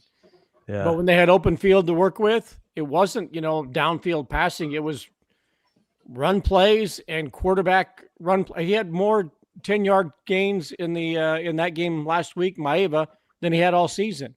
Right. And it just looked like it was easy. Yeah, right. And you say all this knowing that Nebraska against the pass has been true extraordinary this year. I mean, that's the other amazing thing about it is just how kind of bipolar this team is, right? I mean, it's just if nobody can pass against them. Nobody in the country so far, knock on wood, nobody can pass on Nebraska. I mean, they're looking at setting potentially like college football all-time lows in yards passing a lot during a passing era. Right? I mean, it is ridiculous how well they shut down the pass without putting much pressure on the quarterback. I'm just going to say that. Yeah. Right? Yeah. Without putting much pressure on the quarterback and with people running all over him. So that doesn't make any sense. And then you look at them on offense right now, and Emmett's the Big Ten's leading rusher, but you couldn't say Nebraska is a good running team. Which is shocking to say, but it's true. Wait, let me make sure I have my number right here. But Emmett Johnson, how many yards has he rushed for so far this year? Just over 1,000, right? 1,000, like 1,003 or something like that. Which means he is 153 yards away from surpassing Nebraska's passing yards total that they've allowed this year. Emmett's run for 1,002 yards. Nebraska opponents have passed for 1,155 yards total in 9 games. So Emmett Johnson has damn near single-handedly outpaced the opponent's passing total for the season. Right? Like, what is that? And then same with on the offensive line. Like, obviously you can run it a little. I still think Emmett is. I think if you don't have Emmett, man, you're not even close to running it for as much. These are not necessarily system runs that Emmett is getting. No, these are effort runs for Emmett right now. Kraynak, some final thoughts. Sacks this year. That's not good. Kraynak, some final thoughts. We know you got to get moseying. I'm punting on that. I'm punting. Oh, you are? I'm punting. Oh, I'm sticking around. Yeah. We're not going anywhere. We did have a question on where you got your sweatshirt. Yes. This one, oh man, I believe no free shout out Shields. I believe. Let me go back through the mental Rolodex and figure that out. But I believe it was Shields. No free shout out. Yeah. Sponsor us, Shields. Sorry. How do I say that then? I don't know. No, the sporting goods store with a Ferris wheel. You handled it well, Mark. All right. Yeah, it's got a little black shirts, like little seal down at the bottom. I mean, it's not bad. It's very warm, very heavy duty strings. My God, I could whip somebody with these things. They're metal flugel binders, So, yeah. If anyone was wondering, I got this jacket, I believe at Tractor Supply Co. If anyone was wondering. Oh yeah, that's right. He said if anyone was wondering, how come nobody asked me about my outerwear? We're going to take a quick time out. Get ready for Brandon Vogel from Counter Read.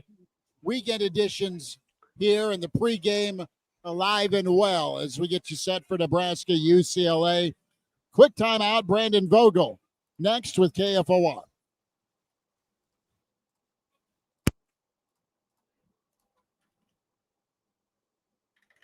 KFOR is now available in high-definition stereo. This is the good stuff. Listen in your HD radio-equipped vehicle at FM 106.3 HD3. Listen to this. Keeping Nebraska connected everywhere with over 100,000 watts of HD power.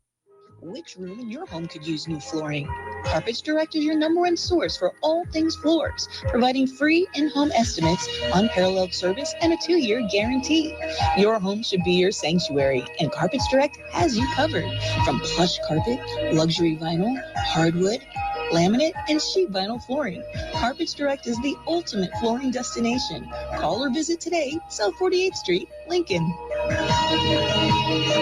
If you've got trash, it's time to stop trash talking and clean up with MWC Can. MWC Can is your one-stop container shop for front load, rear load, side load, and self-dumping containers. Come to MWC Can in Lincoln off North 56th Street and Russell Drive to see their full line of steel and poly containers for any trash need. MWC Can. Let them help you take out the trash the right way. Visit MWC-can.com today. An official message from Medicare. Couple more minutes, and we'll start this month's book club. You know, I usually love a plot twist, but this year, I'm comparing my options during Medicare open enrollment. You can't assume your current health or drug plan is the best one for you. And you got to make sure your drugs are covered. That's important. So is saving money. Review all your options at Medicare.gov.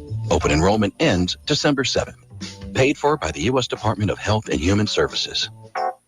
For nearly 2,000 severely injured veterans, everyday life has become filled with barriers. So we build specially adapted homes at Homes for Our Troops. And thanks to our donors and supporters, this life-changing gift of freedom is provided mortgage-free to these veterans.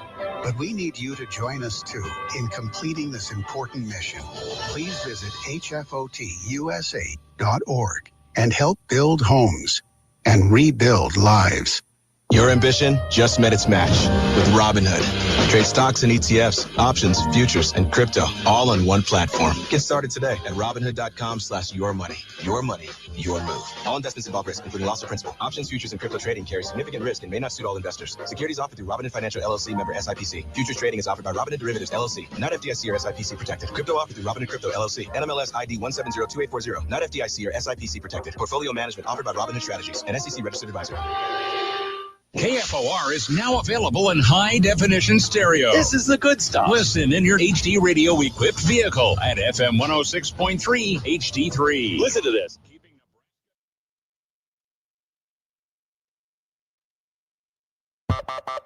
We're back with more. It's the Average Joe Sports Show with Chris Schmidt and Elijah Herbel. Back with you here, weekend edition, the Average Joe Sports Show. Bill Doleman, Mark Kraynak, Elijah Herbel, Chris Schmidt, Brandon Vogel with us as we're at a watch party getting ready for Nebraska UCLA. Vogues, how's your Saturday, bud? What'd you think of the college football slate? Didn't see much of it. Everybody in this household is battling a little bit of illness, so it was a day of frayed nerves and not much accomplished, but kids are in bed now, so I can at least focus for the next few hours. This college football Saturday is Brandon Vogel's flu game. That's what it is. It is. Hopefully it doesn't come through too much in the next 20 minutes or so. I'll do my best. Well, it has been kind of a wild day. We haven't talked about it much. Indiana coming from behind with that amazing catch to beat Penn State. I don't know if the story I read was true about Fish wanting to leave Seattle because his family doesn't like it there, or that was just an AI story, but they may not want him to come back after losing to Wisconsin, who's probably not all that happy that Luke Fickell got a win over a ranked team after Chris McIntosh gave him the seal of approval. They're like, oh, great, we won, right? And then Oregon, Iowa with a walk-off. So great day today in the Big Ten. A couple of those are impressive too. Like Indiana's just steamrolled everybody. So to see them win one this way, I feel like is important for their season. It'd be interesting to go back through their past year and a half to see if they. I don't recall a game like that where they came away a winner. So it showed, they could win with maybe their B stuff if that were the case. Though I thought about this for the Nebraska game upcoming, which we can worry about later. But like a Penn State team, still pretty talented, and I think they've got Maryland next week. They're not going to come into that Nebraska game on a complete losing streak. So I think it was probably good for Nebraska's chances that Penn State showed a little something too. Vogues, I want to get your feel tonight. How does Nebraska get out of the Rose Bowl with a win? Big question, I know. Broad question, I know. But let's talk about what game they need to have brought with them travel-wise And we haven't really seen Nebraska's A game yet. We've seen moments, but we've not seen a Bill Doleman grade A moment. So how do you think Nebraska shakes down tonight?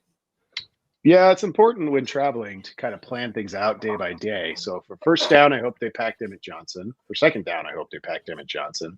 Third down, maybe you go to Latif on that one. But against a team that ranks 134th in rushing success rate, like that's the way on offense. No surprise there. And Nebraska has not just run the ball more in recent games, but it's gotten a little bit better at it too, to the point where, from an efficiency standpoint, rush and pass are basically the same. And that hasn't been the case all season. It's been led by the pass, and fortuitous timing that maybe, given you're starting a backup quarterback. So I think that's kind of the look on offense. Defense, I think an edge for Nebraska here is probably the approach that nearly worked against USC. I think has a great chance to work here too.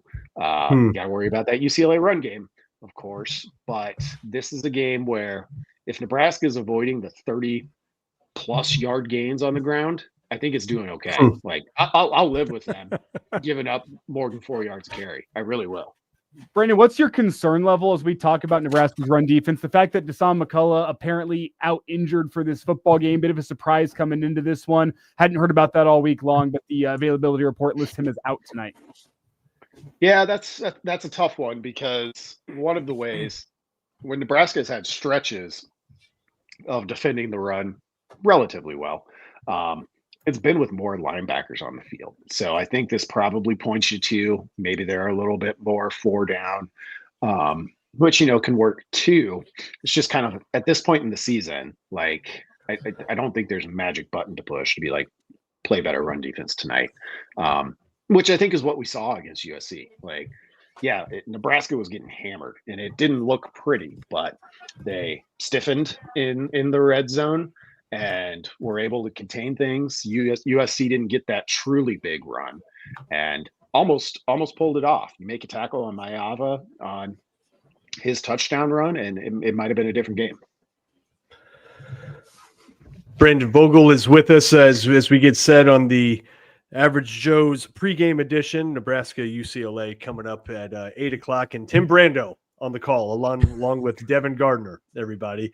And Timmy B's been a good dude to us, but he's not a fan favorite. What you did not see was Brandon Vogel's head drop real quick when I mentioned that. So that's its own thing. Brandon, as you assess Nebraska's run game, can you remember a time when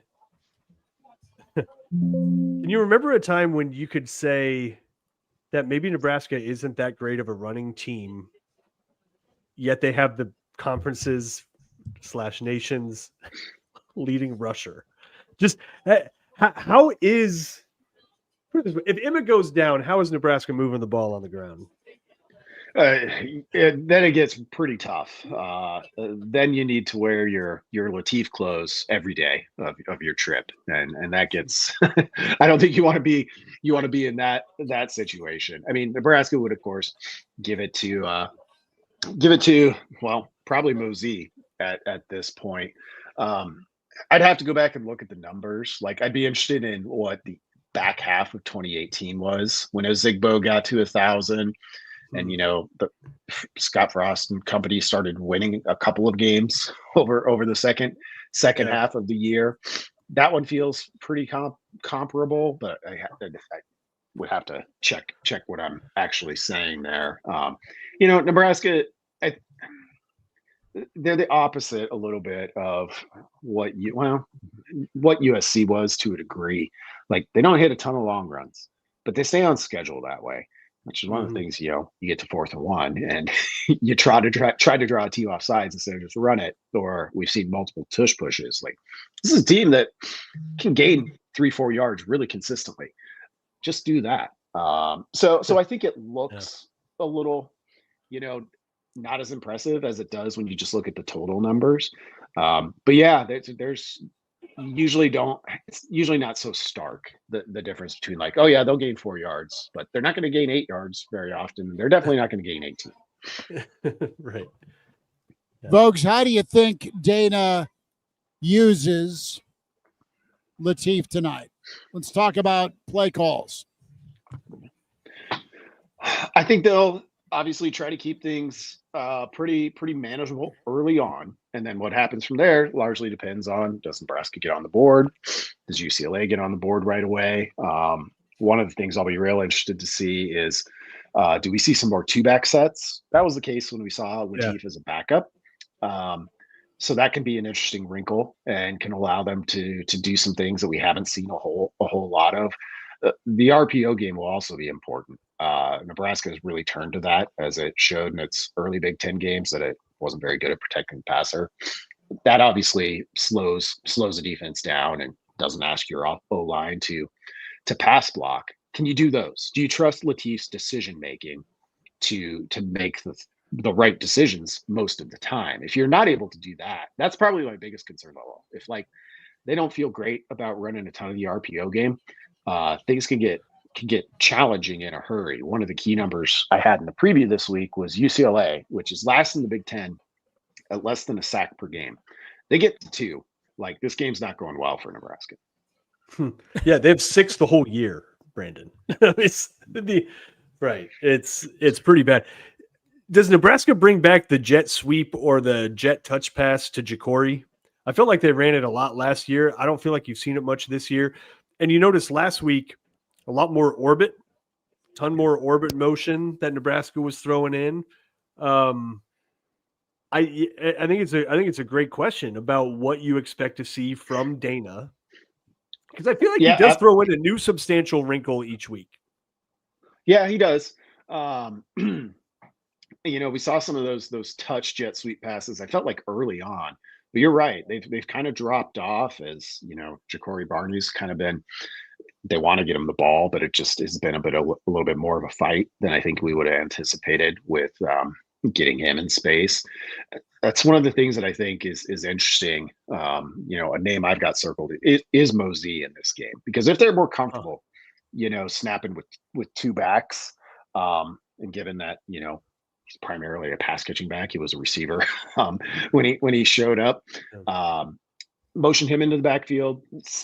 Those are a couple of interesting wrinkles. UCLA had 2 weeks to look at everything Nebraska's done, but I do think there's a chance with a different quarterback to show some things that they haven't done to this point. Yeah, it's like a bye week equalizer. Honestly, could be the fact that you're switching quarterbacks. Yeah, that's the question I have about Mosey is, he was a wide receiver, then they brought him into the running back spot, and I think we kind of thought he would be more like a Ramir Johnson, who was the pass catching back out of the backfield and a better blocker, but he really hasn't been a factor in the passing game that I can recall. Those little screens have gone to Hunter, and EJ's caught some passes, but I thought that he would be much more of a weapon, and that's why he would see the field more and might be in the backfield lined up with EJ.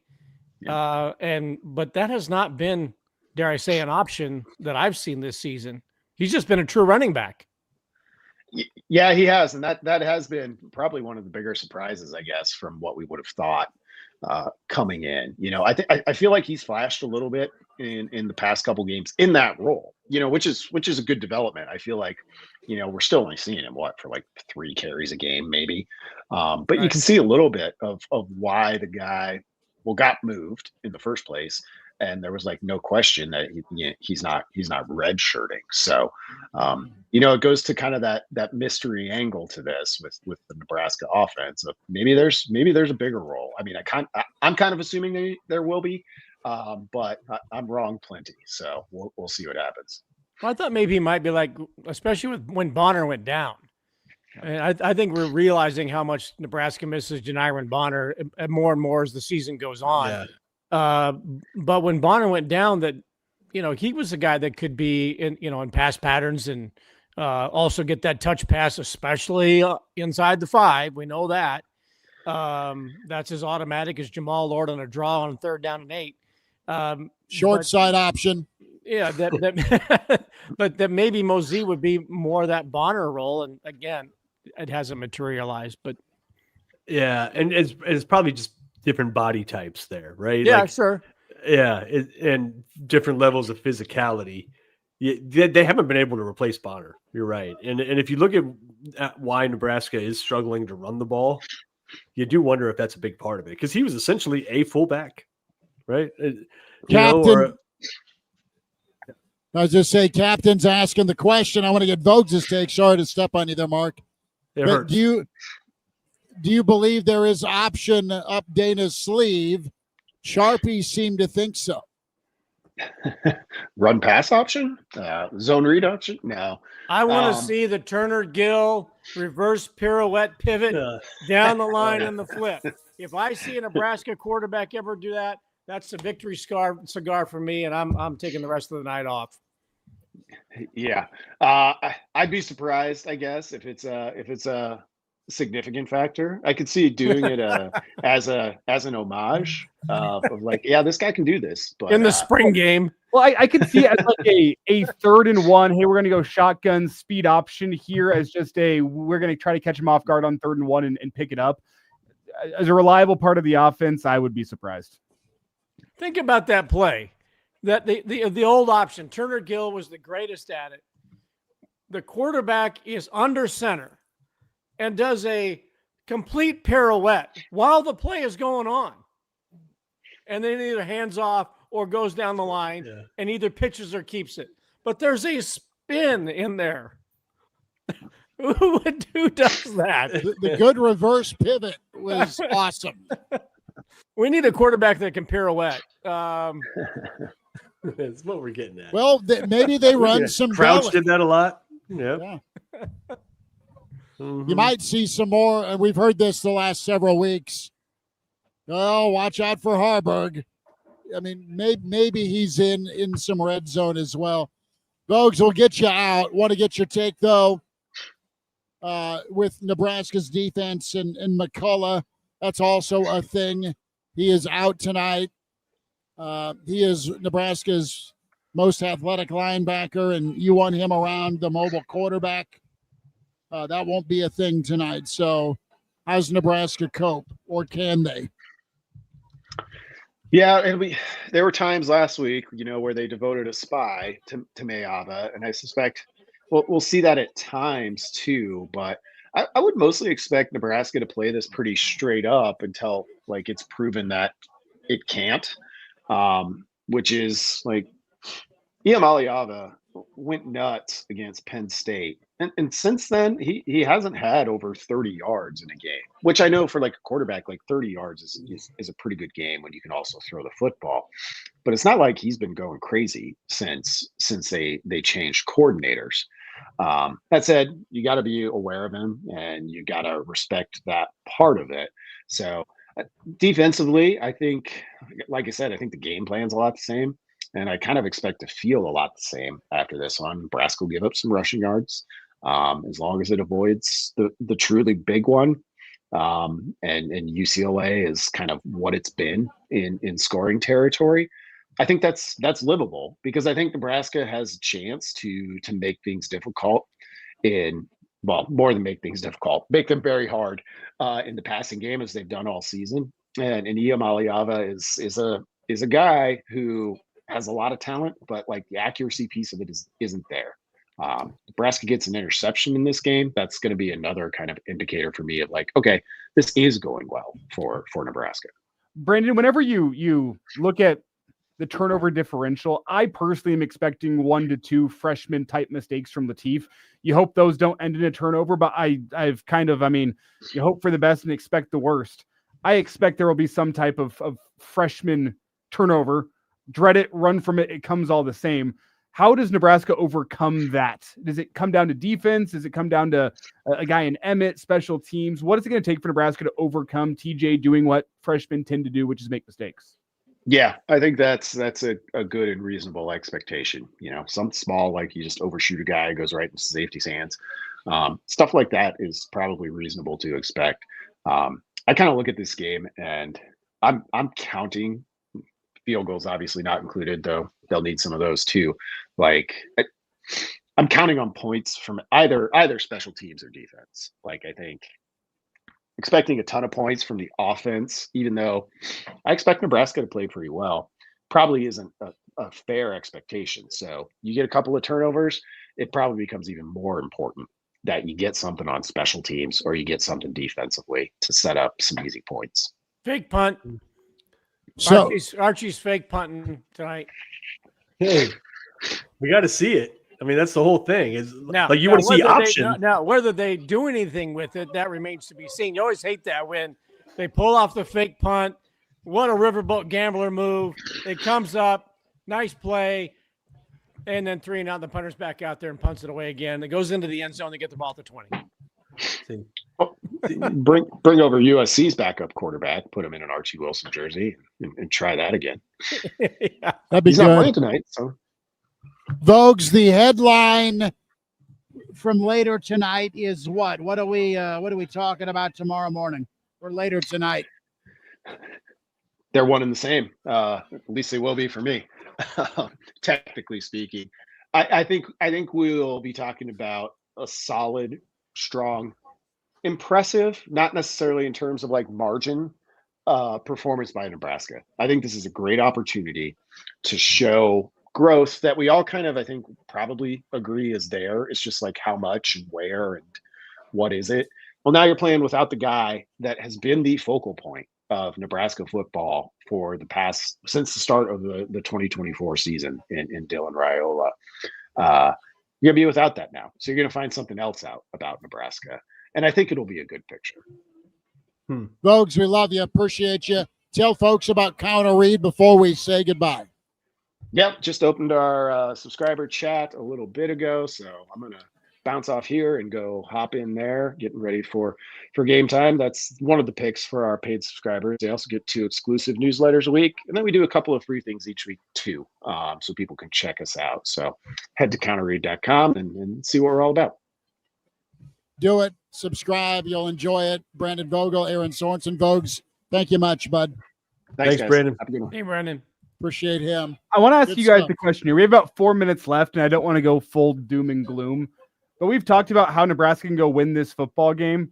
Yeah. What are the things you're going to be watching for early in terms of warning signs that Nebraska is not going to win this football game? Nico takes about 2 of them to the house, Taylor Martinez style. Well, Yeah. I just think any part of UCLA's run game, if they're doing what everybody else has done, and the first point of contact is 3-4 yards down the field, and EMI Alava can get outside, he's going to be more dangerous on the outside than Maeva was, and Maeva had a pretty good game running against Nebraska. So I think it's the same game plan that USC was so successful on. 13 yards eventually per carry in the second half, and quarterbacks getting out and getting free. And then maybe I don't have a real concern about them in the pass game. 63% on the season, and Nebraska's secondary is really good. Somebody mentioned Andrew Marshall and Sierra Wright. He's back home too. Those guys are so good on the corners. So I don't think that they're passing game, but I think it is. Do they get confidence running the football like everybody else pretty much has? I worry if Nebraska gets down early and then panics a little bit, because I think you're already going to be a little bit panicked the fact that Dylan isn't in the game. As a coaching staff overall, I just think that you're just not as comfortable, because say what you want about Dylan and whether or not he holds the ball too long and all those things, that's true. But he truly is an extension of the coaching staff when he's in the huddle, right? They trust him completely to change any play whatsoever. He knows exactly what the hell is going on. Does he execute it all perfectly all the time? No. But they absolutely trust him in terms of knowledge of the game, knowledge of the situation, what he should do. They're not going to have that today. So if they get down, and if they get down early, that worries me, because then that's, oh God, here's a lot of drop back stuff. Mm-hmm. And guess what Nebraska sucks at? Pass protecting drop back stuff. They're terrible at it. Terrible. And We have now seen enough games to know that that is fact. That is not criticism. That's fact. Right? They can't do it. They can't do it. So that's what worries me. It's Nebraska getting down early. Elijah, what are you freaked out about? Well, I've talked about the freshman mistakes plenty, but I'm with Mark. Any sort of positive first quarter where TJ's got some jitters, maybe he makes a mistake, they set up UCLA to score, and Nebraska's playing from behind. This is not a game where Nebraska can be playing from behind for large stretches of the game. It's got to be close throughout. I'm also nervous about what happens with TJ Lateef. If it's the ball in his hands, 2 minutes, you're down by 4, you got to go win the football game. It's a tough ask for a freshman quarterback. It's got to be a game where you're playing with the lead, and you're especially playing with the lead late, and you're making UCLA go into the teeth of your defense, make them throw the football around. But I think Nebraska having a lead come the end of the first quarter, the end of the first half, is going to be paramount for their ability to go win this football game. Here's something to be paranoid about. It's the reason why there was no spring game, because there are going to be a whole lot of people watching TJ Lateef tonight to see how he does. And the phone might ring. Bite your tongue. The phone's going to be ringing. That is the Wild West of college football. Cha-ching, cha-ching. That guy is going to be on display, and they're going to be calling, and they're going to be courting him if he has a good game today. That's a good problem to have in modern college football. We only have about 15 seconds left here, so that's about all for us. But that's a good problem to have. Kraynak, give me a score. Bill, give me a score real quick. Nebraska 27, UCLA 24. Dodgers 4-3.